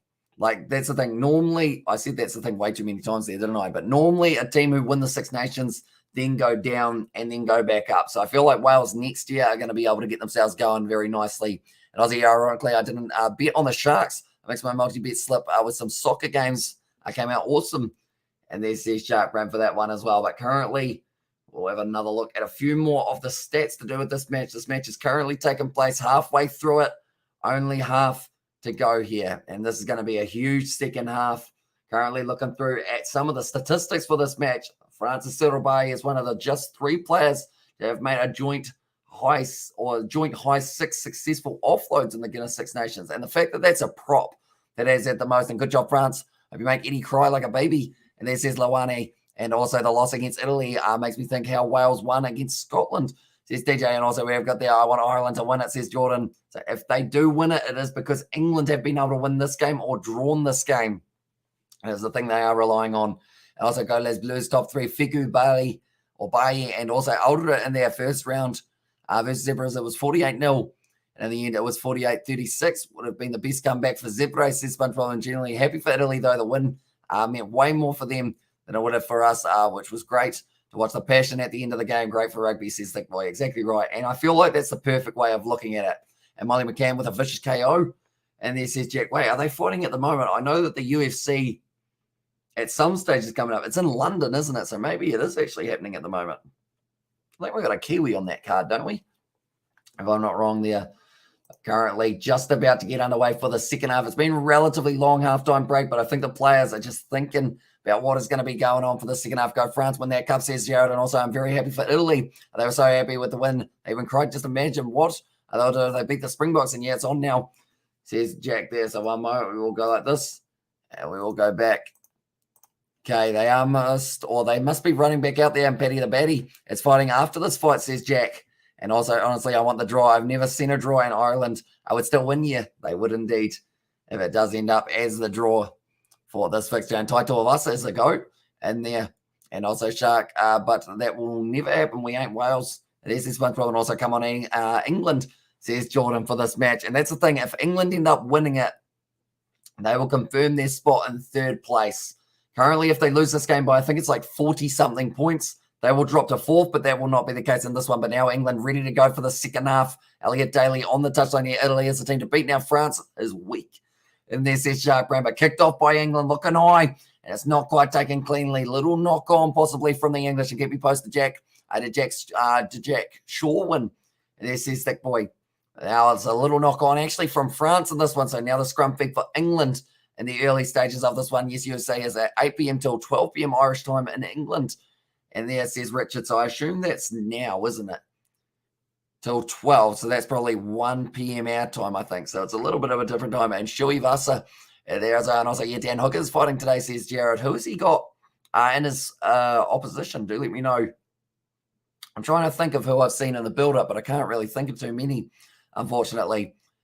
And also we have got Italy have beaten the Box before. I think I'm not sure. And also now says Richard.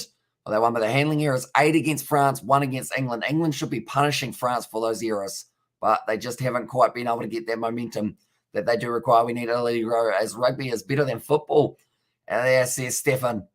And yeah, they've been doing well. They were able to get themselves a big win in the Six Nations. So I feel like it's all onwards and upwards here from Italy. Now Marcus Smith, backline movement. Elliot Daly now get in there and protect the ball. Yes, England have done nicely, and they've got their penalty. Arnold Allen took his opponent. Got quite a long reach, doesn't he? I think he was on the Contender Series. I'm not wrong, but Marcus Smith now going for the cross kick, not quite taken by Jamie George down the wing. They're going back for the penalty. And yeah, guys, we lost to Italy.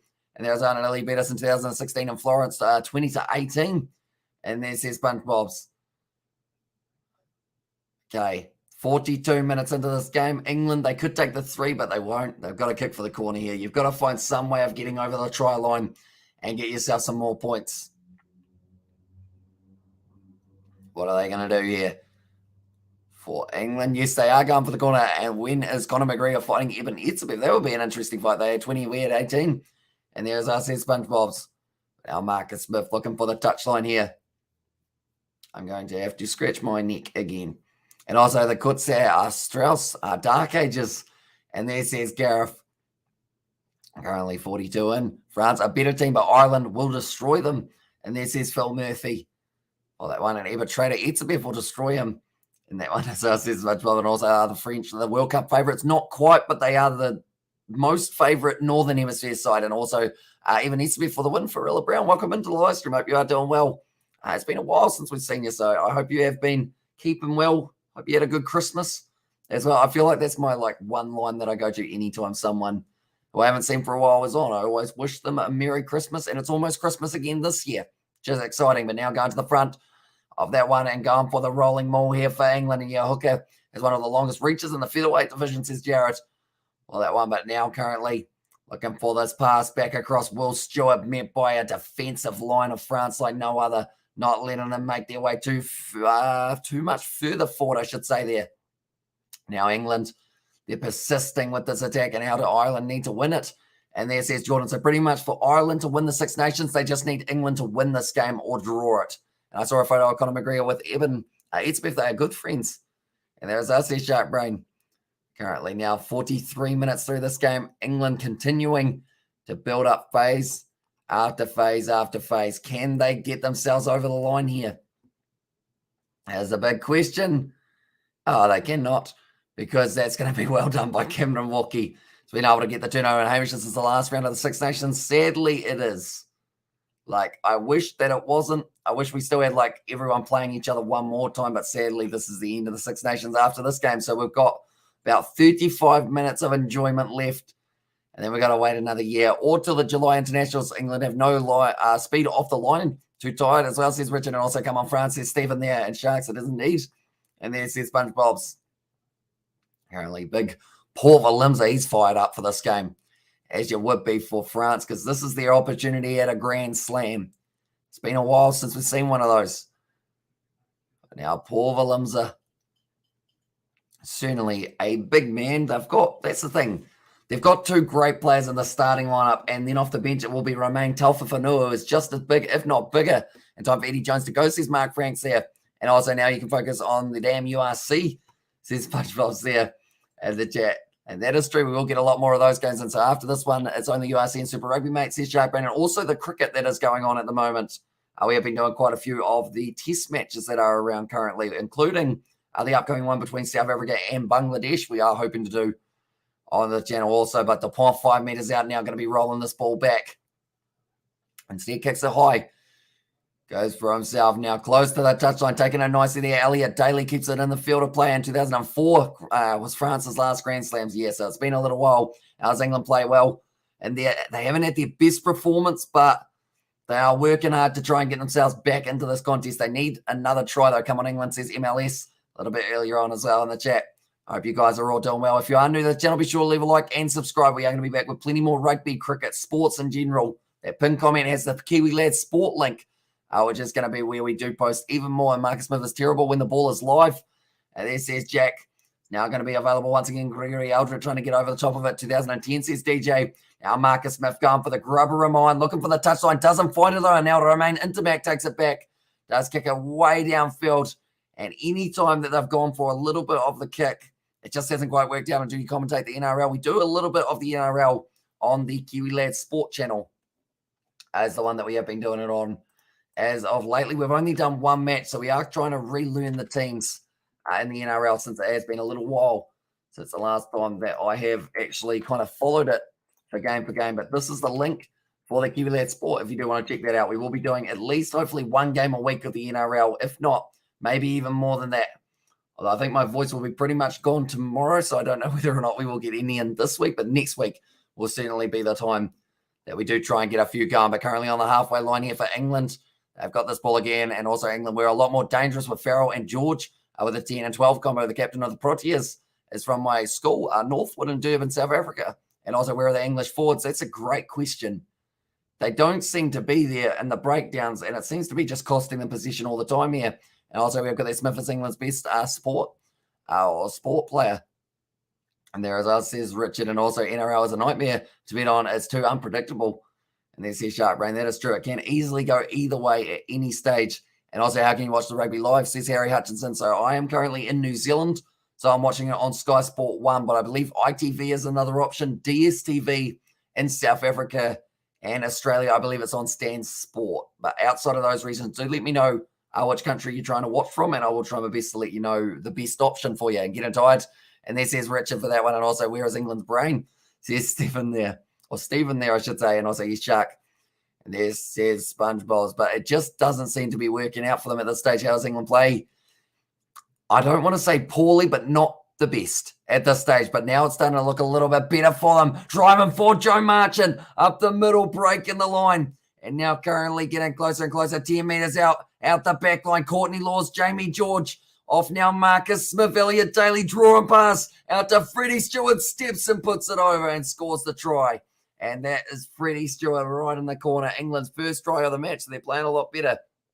And Australia, so I believe it's Stan Sport if you have got a Stan Sport subscription for that one. But the England try scorers, it is going to be now Freddie Stewart adding his name to the try scorers list. We'll go like that. Stewart. There we go. Oh, no, he's actually Stewart, isn't he? With the D at the end, but they just kept on working hard here. England finally breaking their way through. And 48 minutes into this game, we have now got a little bit of a closer one on our hands between England and France. And yes, about time. And also, we've got the dude as rugby guru. He is not. He has just got DSTV issues at the moment. I don't think his modem's working too well, so he has to get a replacement. So that's why it's taken a little while. And also, we have got there, come on, England, says Jordan for that one. And also, come on, England, says Phil. It was nicely done. Freddie Stewart, he's a hard man to stop, but remain into Mac was wrong-footed, and they go over Eddie Jones.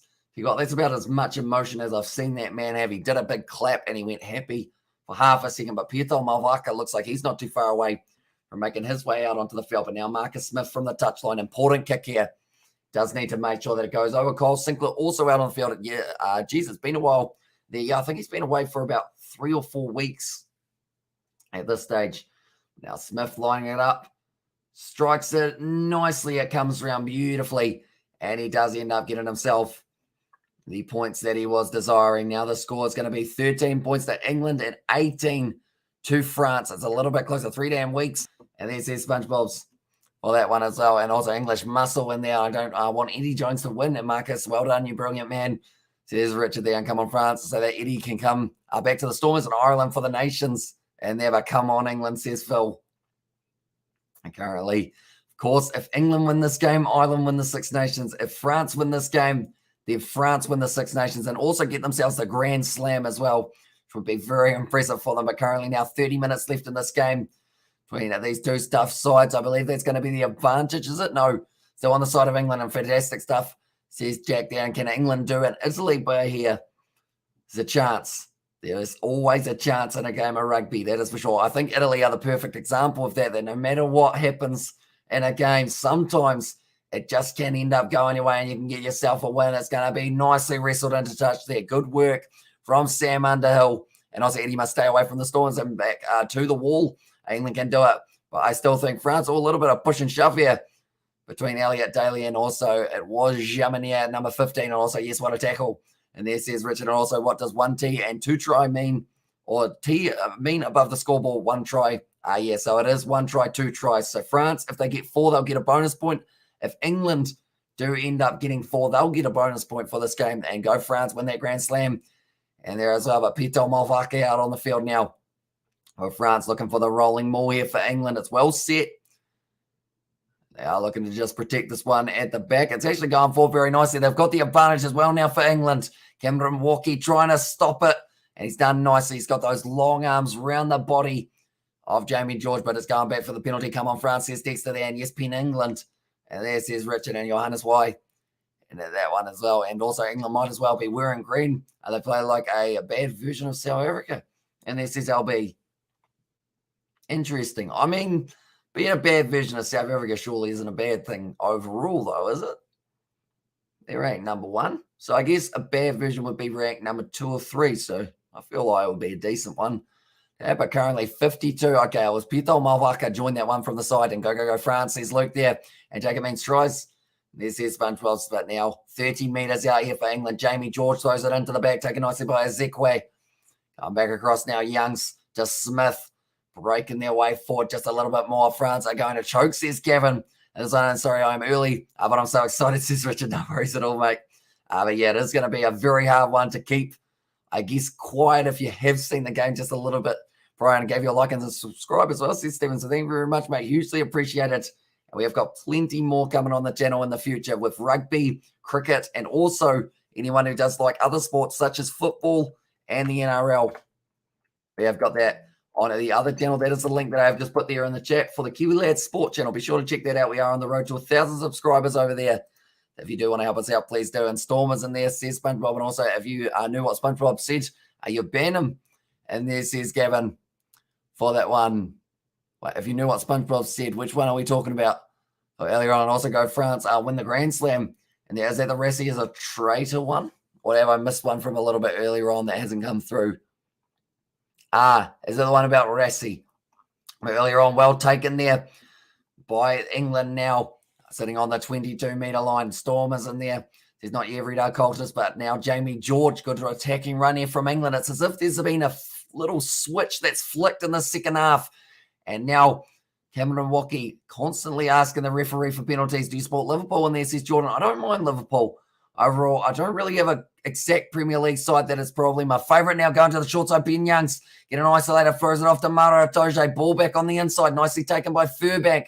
Pressure on him. Smith now across to Courtney Laws. Trying to fend off Taufa Fanui. He's done just that. Wrestled down to the ground here. And still protecting this one nicely. Alice Genge just driving his way straight over the top of Gregory Eldred. This is great face play here for England. They're up to 7 phases now.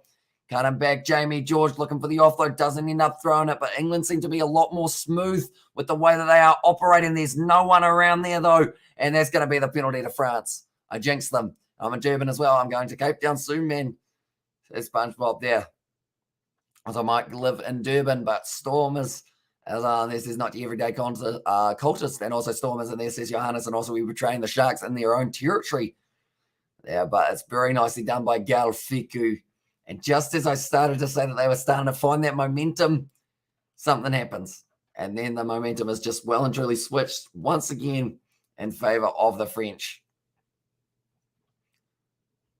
We will go like this. We're just making sure we're all running smoothly, which we are indeed. So that is good news for that one. But Freddie Stewart under the high ball once again, like I mentioned, he is just phenomenal. Got offered a huge paycheck to coach England. No wonder 80 struggles to smile. He's in the hot seat.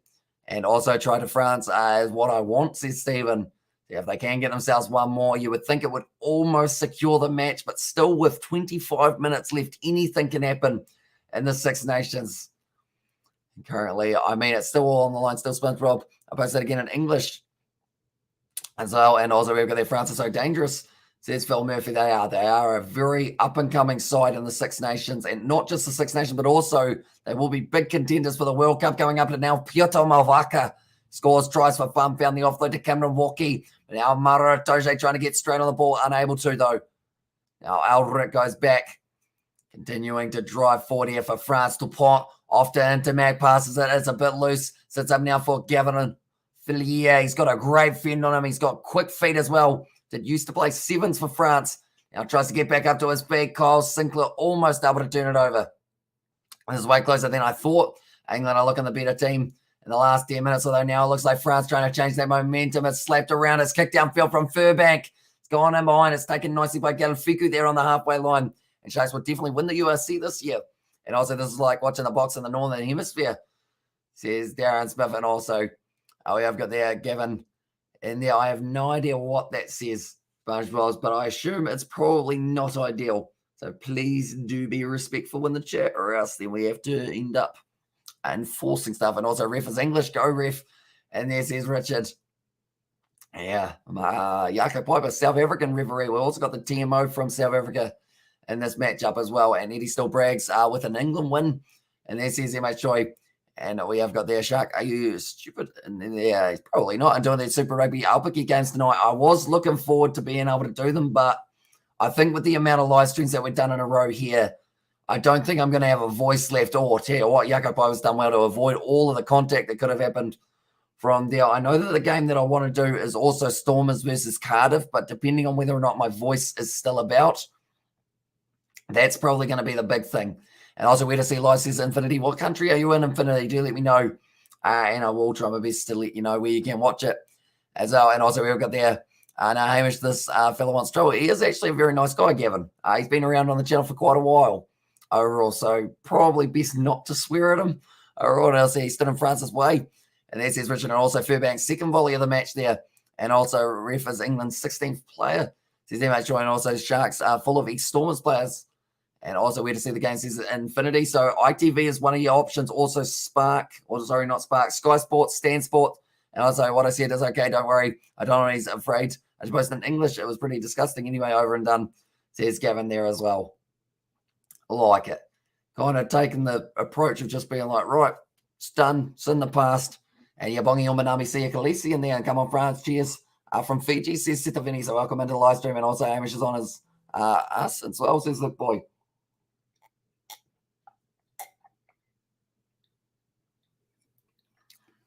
Here we go. Had a bit more of the water, but yeah, my voice might not be existing later on tonight. So if I don't end up doing the Stormers Cardiff games, I guess the best way to describe it is the fact that my voice is just not working. But I'm hoping to RTE too, and also Sharks as the Stormers B team into that one as well.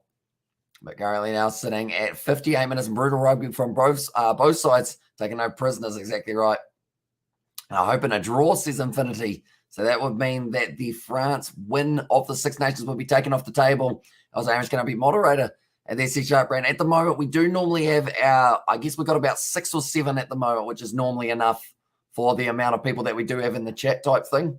So once we do look towards getting some more moderators, it will probably be you guys who do tune in for pretty much all of them. And was that water, says Phil? It was. It isn't any type of alcoholic beverage. It's just a plain old water. I got a magic trick, though, which I have been working on. And pretty much with a little bit of practice. Oh, yeah, it's full again.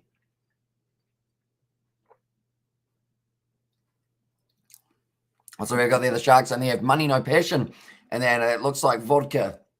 It may look like vodka, but if it was vodka, I would be on the floor with the amount that I've drunk throughout the night. And also, Crusaders will dominate the URC, says Jared. Then also, Sharks, stop it. You're just mad. So you support the Stormers in there. It's SpongeBob. That's gone down in the front row once again. And it will be actually a free kick to France here. And a converted try from England shall create wake up for France. Now, yeah, that's the thing. Only 5 points difference between these two sides. We had quite a few scrum resets in a row, though, which is why we haven't really been talking about too much of the action, just still waiting for them to get their next little play. And also, can't like Crusaders are just a team full of money. And there it says SpongeBob's that one. But now 59 minutes into this game, like I mentioned, only 20 left to be able to prove either that England have got the goods that do or are needed to be able to beat France, or that France have got the goods to be able to get themselves the Grand Slam. Or look at the Grand Slam. I bet on rugby to make money. I don't get emotional about teams. There's our said Shark Brain. We're currently now going down in the front row for another scrum feed. They're going to be about 40 metres out from the English line here for France. They do feed that ball in. And now the clock strikes closer and closer to 60. The way are you a Sharks fan out of all teams? Says SpongeBob now going to the short side. Here's Galfiku dragged down by Freddie Stewart. They've got to make sure that they do keep their discipline in check here for England. Rushing up was Courtney Laws. Now currently Dupont recycles it quickly, goes off to Intermac. Galfiku in the midfield. Nice carry forward for him. Dupont now going back to Intermac once again now. Running sideways, Damien Pinot. He scores in a majority of his matches. He's just dodged about 6 tackles. And now rolling it back into the hands of the big man. Who was that? I think that was Haas, who didn't make his way forward. Talfa Fanua, anyway. I respect you for your opinion, though, Sharks. You can never have too many monorails, mate. None of them are here right now running through, and Antoine Dupont scores the try. And he has been able to get that one, and that is a big moment in this game now. And that could be the match winner possibly for France, but it is Antoine Dupont, the player of the year, like I've said. He's been able to go straight through that gap, and in the 60th minute, scores another try for France. That is actually 3, so if they get one more, they'll get themselves a bonus point, which will look just that little bit more impressive on their record. And also we've got that damn by England as well. And also, yeah, Buddy says Dexter for that one. And no, says Phil, although that's the thing. There's still 20 minutes left. There's still time. And also be brave. You can win France at weak tackling. Yeah, they just missed too many on in the end. Damien Pinot, about 6 in a row they ended up missing. They just created that gap on Sharks fan because I've been a Shark since birth. As on that, also we eat croissants, boys, SpongeBob's, and also I have to say there was a good try. Yeah, Dupont going straight through the gap, and also that's why he's the best player in the world, and he just makes something out of nothing. But it's that offload as well from Gregory Aldred, and also your mother was a hamster, and your father smelt the elderberries, or smelt of elderberries in there. Says Gareth, that's an interesting analogy, which I have not heard before. Now 62 minutes in, and I bet Eddie are going to blame the defense coach in there. Says MH Shaw. It's probably the easiest way of doing it, really. Like, if I've learned anything from, like, professional sports, it's that it's never someone's fault. You just blame someone else. It's easier than kind of saying anything else. And also, mate, I support any time that's against England. And then also France and there from Najakan, and also Monty Python analogy. And there says Thick Boy. And also, Dupont seems to be getting better since he's got Player of the Year award. Yeah, he's just a phenomenal talent. Although, come on, France, and just one more try in it. And there says DJ, it is indeed. If they get one more, that will give them the bonus point. And then if they were to lose from there, that would be absolutely huge. But Elliot Daly trying to get straight in there. Not quite working out. And currently, I believe there was Haas and also, I believe the big number 19 for England having a bit of a fight. And that was Ollie Chisholm. They seem to have kind of, I guess, gotten over it at this stage. And I may go visit us here. Thanks for a great day. See you next week, says Richards. We will see you next weekend, mate, for some more URC Super Rugby as well we have got coming up. And all of the other sports that we are going to be bringing to you guys, including, I believe we've got Pakistan versus Australia. And also if England can tighten this up, it's going to be a blowout. Or if they can't tighten this up, it's going to be a blowout. 6 missed tackles there. And also, what do you think? Hamish Dupont is clearly the world's best player currently. And then he's certainly the best halfback in the world. I feel like it's always very hard to judge just with the different roles, because I feel like there are some very good forwards around who also should get some recollection or recognition for their contribution. But saying that, at the moment, it is normally the guy who sets up the tries that does get, I guess, that kind of main recognition. Oh, he just goes down tough for Fanua.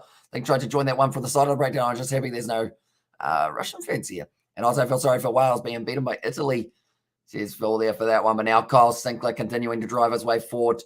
The clock slowly starts to tick down. And 3 more, says Stephen, in there as well. But yeah, one more try for France and they get themselves a bonus point. You can't really choose the best player. And there says SpongeBob's. And yeah, I guess you can pick a best player per position, but it's very hard to pick in terms of like with the different roles that each player has. But Dupont, definitely best halfback in the world, currently charged down his own kick, and it was Ollie Chisholm who was getting straight onto that one. Now back, there's Gregory Aldred, Taufa Fanua, another carry forward for him. England just need to find a way of getting their hands on the ball. It looks like Dupont's going to be kicking this one back to them.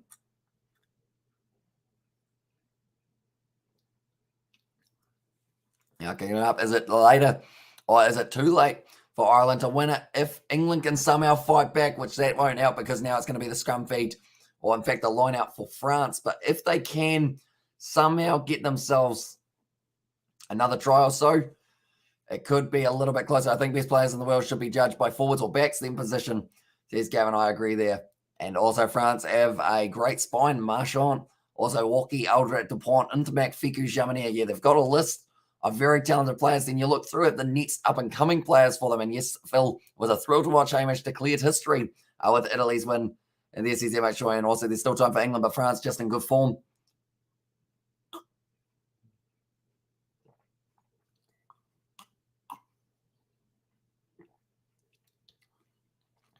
it's always hard drinking like water on a live stream because you don't know what you should do with your like mouth.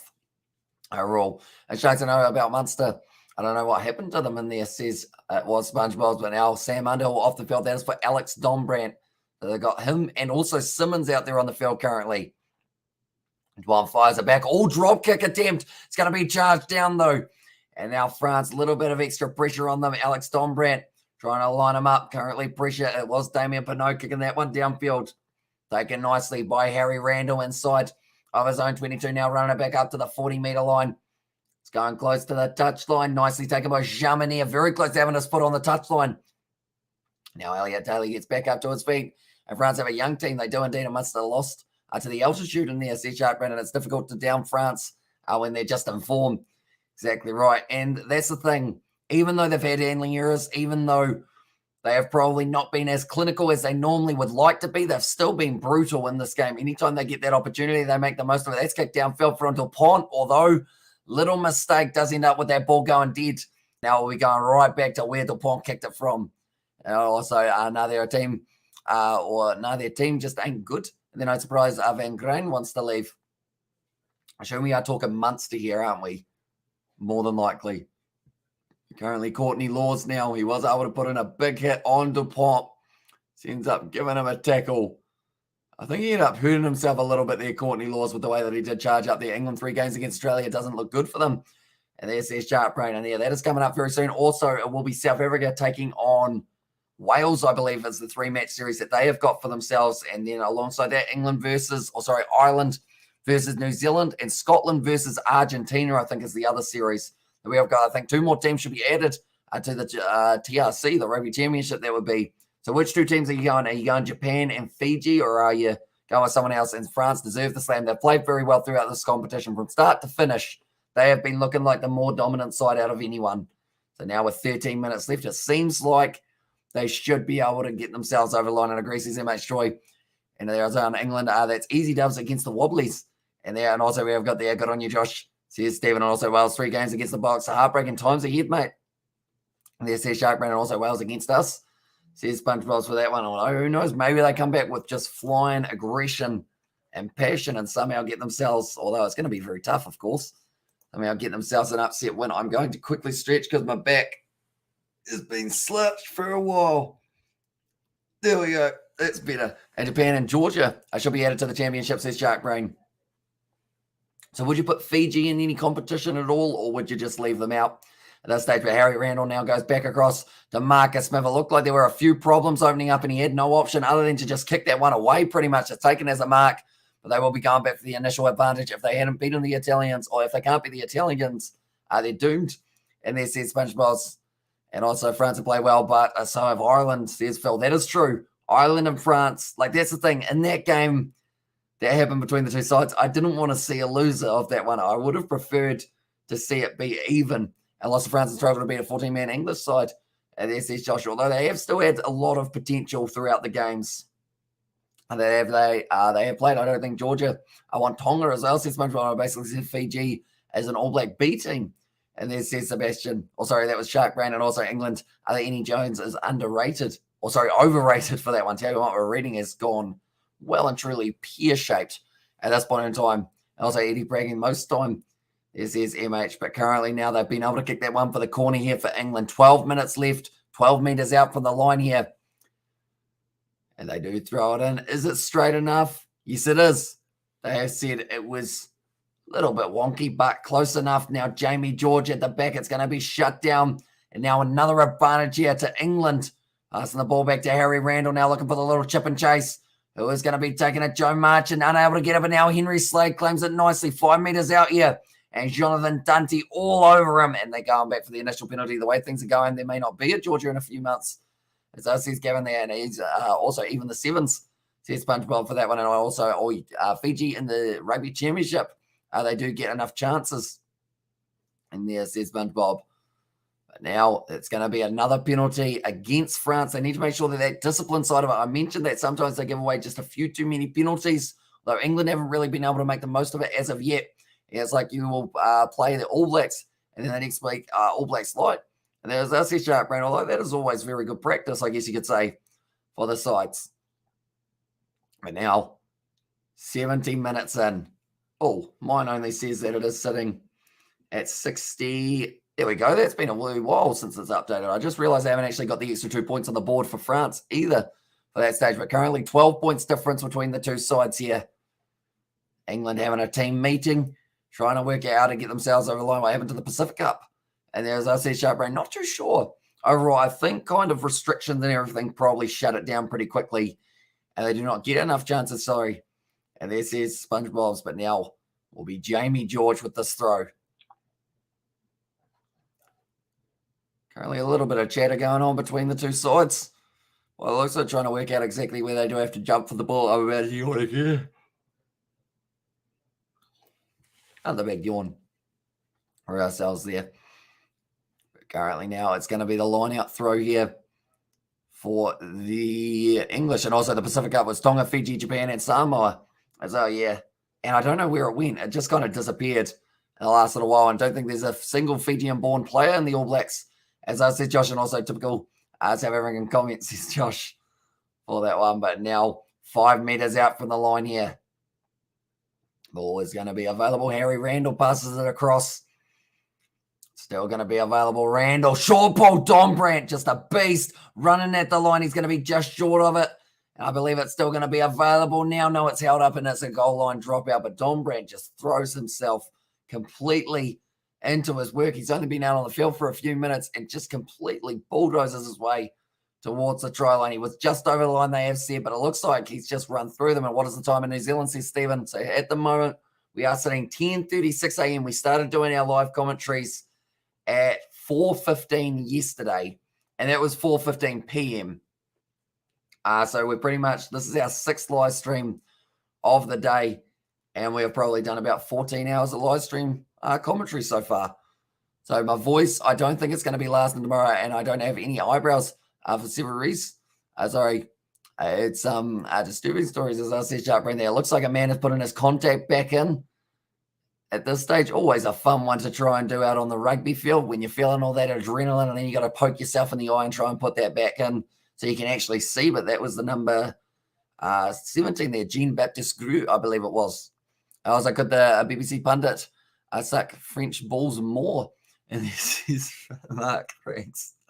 I realized halfway through reading that, I was like, wait, should I be reading this out? And then I thought, well, I'm too far down it now. Might as well finish it. But yeah, that's the thing. Normally, I guess the commentators do have their favourites for this matchup. England now kicking up the ball high for Harry Randall. But I think that's why I do enjoy doing these live streams. That's almost brilliantly taken, but not quite working. And also looks like you need shut-eye. And there says Stephen, yeah, we've been up for about probably 20 hours, somewhere around those lines. But yeah, pretty much these live stream commentaries, like we always try and make them as close to down the middle as we physically can, just so that it is enjoyable for both sides of the kind of supporter base. ITV, I mean, says Mark Franks. And also we have got there, it's too late now for Ireland to win it as well. And also, so if Italy, is Italy now the favourites to take the World Cup, mate? Not quite. Still probably paying about $500. Well, to win a Pacific Cup might have faded when Samoa chose to leave their alliance with Fiji and Tonga. And this is so I guess that is actually a very good point. And betting on France, or beating on France to win the Six Nations, says Randall. Well, so currently, as long as they survive for another 8 minutes, they will be able to do so. And also thanks, says Stephen. Well, that one as well. Currently now Joe Marler in the front row. Jamie George still out there, but he's alongside Cole Sinclair and Waiata. England are the most liked rugby side by the neutrals. And there says Darren, or the most liked or the most disliked? Where's Sebastian? I think he might be sleeping for this one. He was feeling a bit under the weather a bit earlier on, so probably best that he does get a bit of sleep. And what's up? And there from Oliver, welcome and congratulations to Italy for such an entertaining match. This Sitivini, yeah, huge upset, but just showing how much they wanted to own like New Zealand when they play, or England when they play New Zealand. Says Sharp Brandon, by the way, England batting. They are 99 runs at the end of the play today. West Indies 411 all out and 99 ahead. So it's going to be a draw, isn't it? Because I think that was day 4, wasn't it? If I'm not wrong. So hopefully they do end up scoring a few runs and then sending them in. And England most disliked. And there's this Jared there, and also Alele France. And there, as says Savo. So welcome into the live stream, mate. I hope you're doing well. Currently, France very close to being able to win themselves their Six Nations title. They need to survive for another 7.5 minutes. If they can do so, They will be victorious and they will complete the Grand Slam. Now, ball is going to be put in by Antoine Dupont. Looking in, and people don't like England because of Farrell in there, followed by ABs. I guess everyone hates winners as well, says Jared. Well, that one, and also, Algeria. And there says Gareth, and also we have got there how much game time is left. And this one says, Randall, we have currently got 7 minutes left in this game, so not a huge amount of time. And this one, unfortunately, for England in that regard, but France will be loving it because they have only got a couple more minutes that they do have to try and keep their 12-point lead, which should be relatively doable. England, they'd love to be able to get themselves maybe a 1 point here for being within the 7, but they'd absolutely love to be able to go all the way and get themselves a win. Congrats, France, says Danny Lewis, and also I'm an AB fan. Anyone but England, says Stresser there for that one. Now Randall goes back across to Marcus Smith. Good attack and run forward. I believe that was Sam Simmons getting involved for that one. Now Slade pop past the march, and they haven't missed too many tackles throughout this match, France, and they don't intend to start now. Randall going back to Joe Marlin, now drawing past with Kyle Sinclair, who's tackled hard by Taufa Whanua for this one. Courtney Laws, another little carry forward, 50 metres out now, and they do have to fire it back. Marcus Smith now going for the little chip and chase. This one's going to be sitting up nicely, is it? No, it doesn't quite sit up for Elliot Daly. Now France have got this one back. Well done, France. Says fell there, and also how many tries have France scored? They have got themselves 3 so far, so if they get one more, they will end up with the bonus point as well, just as a little bit of icing on the cake for them of being able to get that Grand Slam as the country grad this more, we rise above the, says Mark, well, that one. And also we have got that, what about the ABA? And there says Gareth. However, now backline movement, England most richest, most favoured by IRB, most favoured by referees as well, and surely Hamish Dupont is the best halfback in the world, says Danny Lewis. He certainly is. And he did end up winning World Player of the Year. Randall takes a quick tap, and he is going by himself here, offloading it back. That looked high from Taufa Whanua. I think they are going to say it is all right. And Marius will have to check this one for Jaco Piper. England now, once again, it's going to be going back across to Marcus Smith. Step from Marchant, trying to find his way through. Still available for them. Randall goes back to Smith. Can England get over the line? It just seems stagnant at the moment. Watch out for the Green Army, says Phil. Because I live in France, says Stephen. There will be an awesome feeling for yourself, and also it will just be a party in France. I would think Marcus Smith now going for the kick once again. That is sitting up there for Villiers. I don't know about that kicking technique. I think you just got to run it here. Villiers is being wrestled down. But yeah, Marcus Smith, he certainly kicked the ball away a lot more often in this game at OMG Jaco Piper.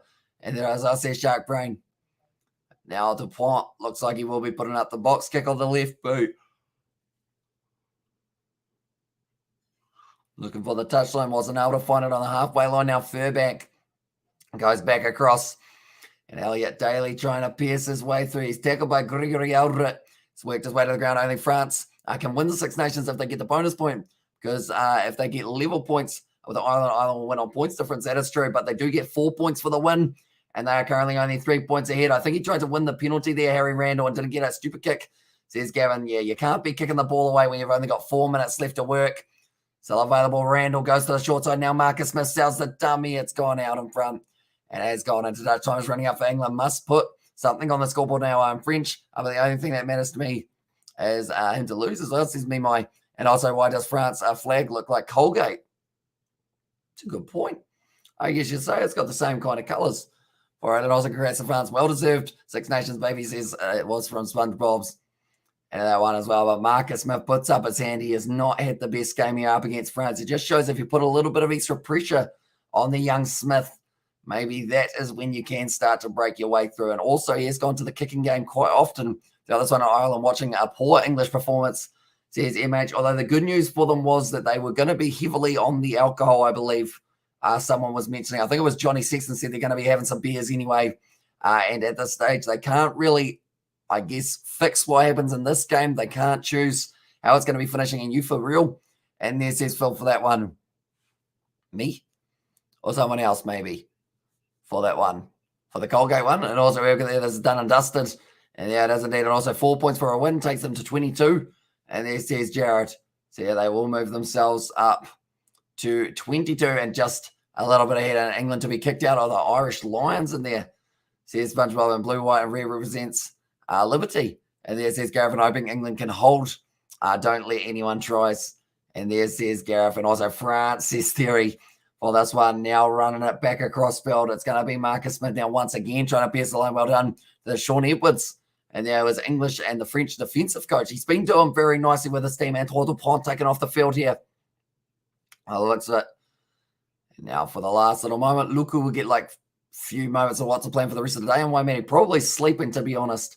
And also trying to recover my voice until LeMay Ireland aren't winning in France. Or if France win this game, says Jared, and congratulations to La France game over. And it was leading point scored for the Six Nations, mate. I'm not actually too sure of who it would be. I would assume it's probably Jamanier or someone along those lines, possibly.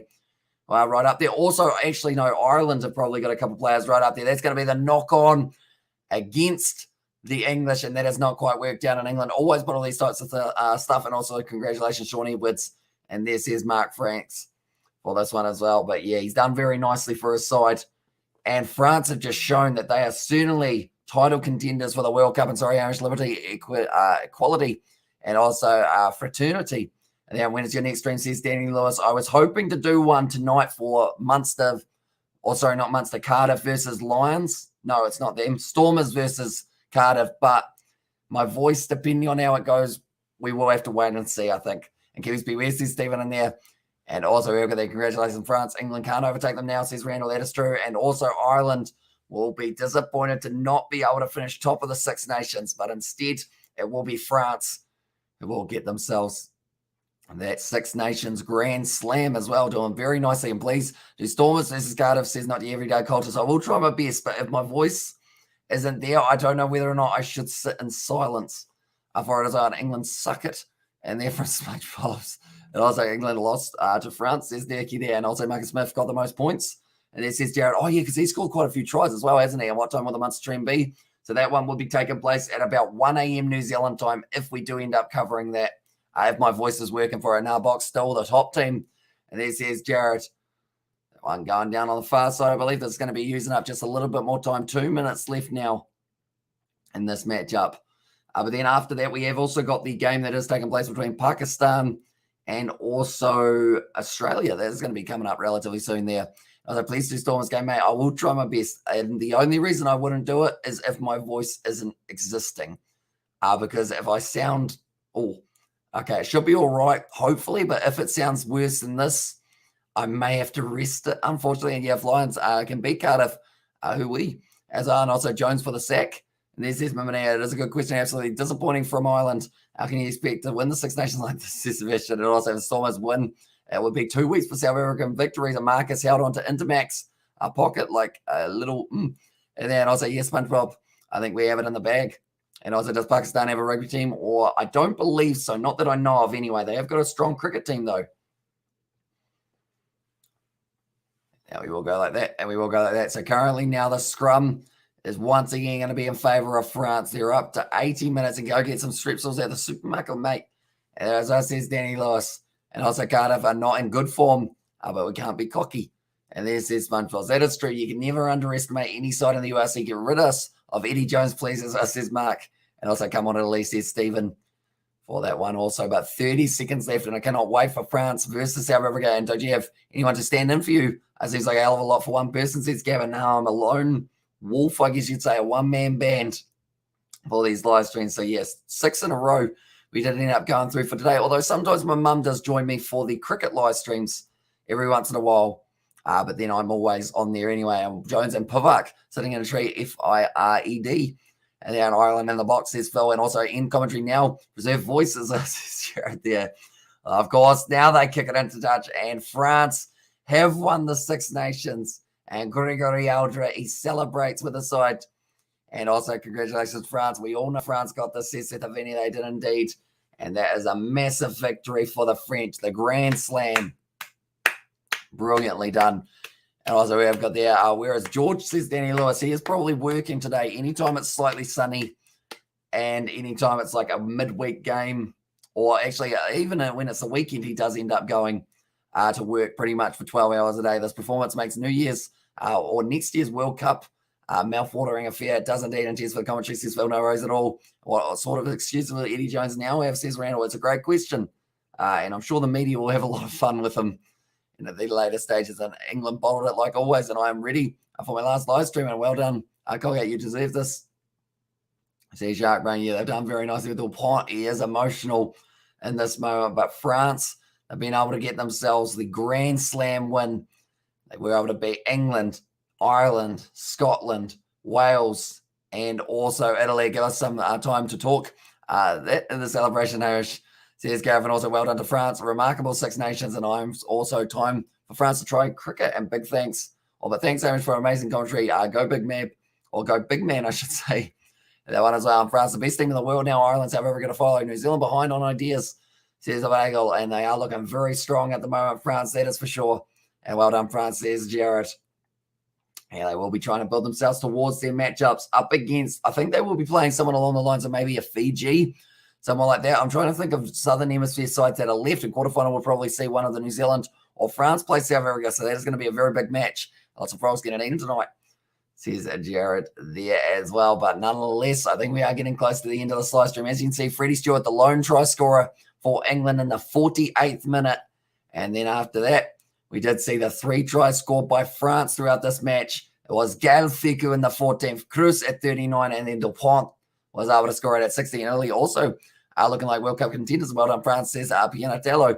And I'm so happy France put England in the ground. No South African is behind England here. And can you come?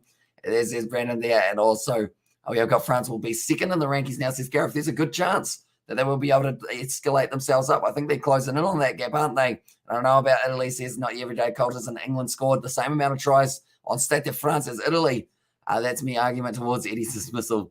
And now box still number 1, says Gowan, but Cameron Walkie is emotional for this one. The Six Nations has gone the way of France with the almighty Grand Slam, and box number 1, France number 2, and then the ABs. And number 3, says Jared. So very impressive from France. And Italy will dominate all the teams and win every World Cup, says SpongeBob's.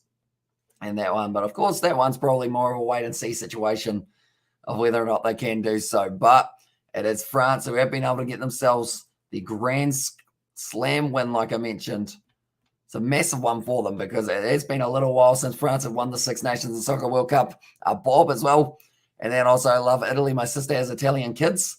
And also it seems like every day plays cricket these days. Everyone plays cricket these days. I was shocked to see Ireland actually give West Indies some problems in the new rankings. Is my prediction for next year's World Cup final. Bok versus La Bleu, says MC Luna. And France is now very close to New Zealand on the world rankings, says Randall. And books are trash. They have never won a Six Nations in this, says SpongeBob's, for that one. And also Italy definitely can win, I think. And also All Blacks busy planning a dent on France Grand Slam bragging rights later this year. And then there as well. But tell you what, the chat is going quick at the moment. How do you say congratulations on French? It's a great question. I know oui is yes. And bonjour. So oui. Yes. Bonjour. No, that's hello. Oui. That'd be yes. What a great game. If you want, I can come on for a review of the game, says Rugby Itch. I mean, we could do a quick wee one. I was about to finish up, but I will end up one moment. I will go like this.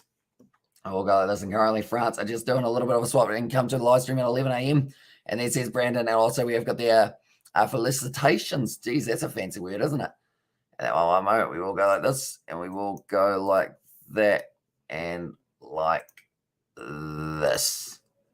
And also, felicitation. I thought that was like a fancy word that you were just using there. And also, Box absolutely dominating World Sevens. And there says Gavin. We'll go like this one. One moment, I am just sending through the invite. There you go. I think that will work. And that one also English football, English cricket, English rugby. It's the toilet for that one. I come on France. Give your fans bottles of wine now. That one, I mean, it's an interesting choice for what you would like. And also, let's not forget about the All Blacks. They might not have been 100% on form, but they will come back. I'm sure of it. And good night, Vienna, says Darren Smith for that one as well. But what I'll quickly do is I will go here. And France win the Six Nations.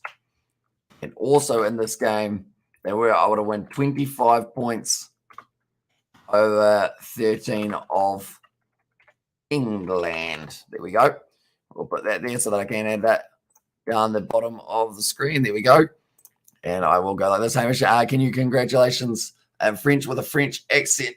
Oh, big stretch, right? I have got a guest who is down the bottom. So it is I feel like Felicitations doesn't really sound like a French word. Hello, mate. You're very small at the moment. How do I fix it?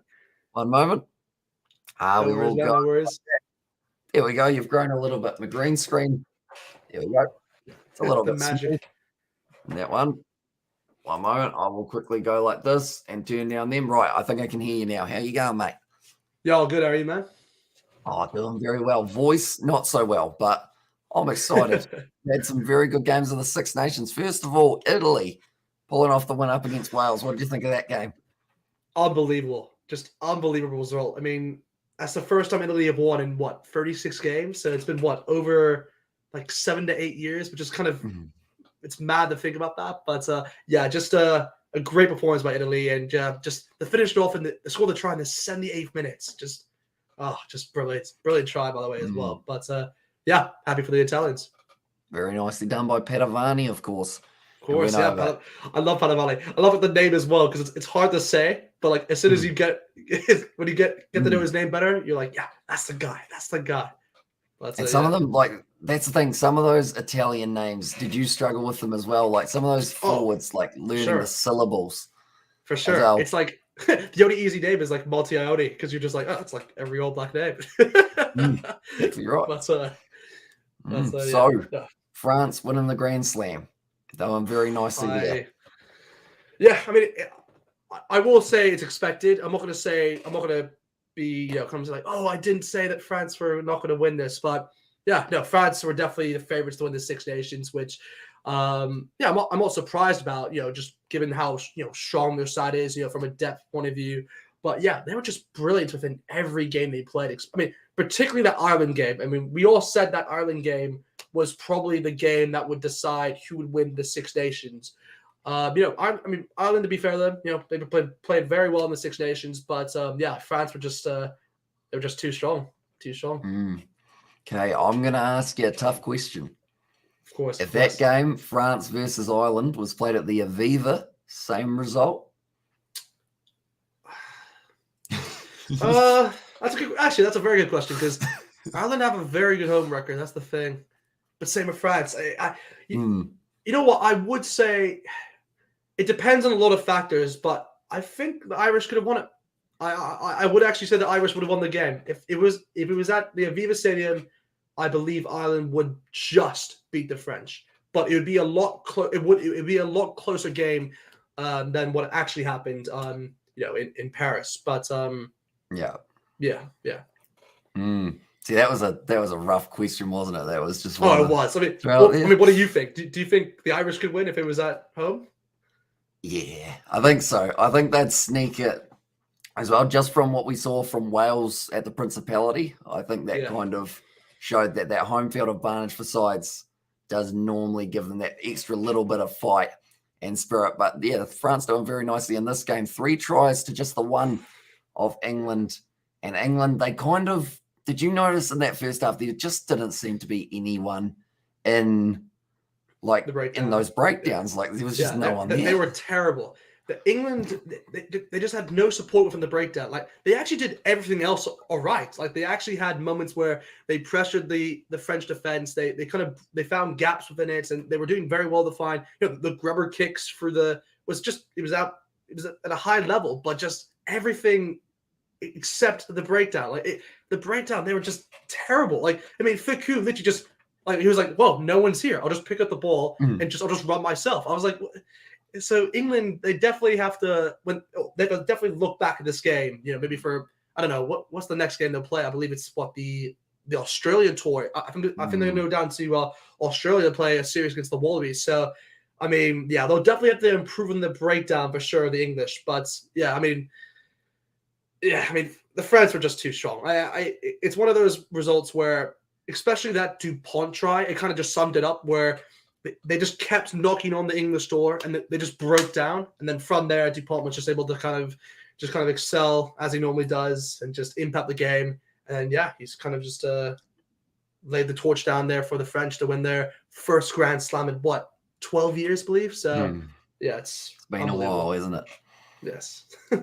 But nonetheless, I guess that is going to be the end of this quick little post-match review. Of course. As I feel like if I talk too much more, my voice Oh, will you gotta be get some sleep, completely mate. gone. You gotta get some sleep. That one. Yeah, we did 6 back-to-back for ourselves. So yeah, Yeah, your had to have voice must be plenty of aching. water. For sure. Oh, for sure.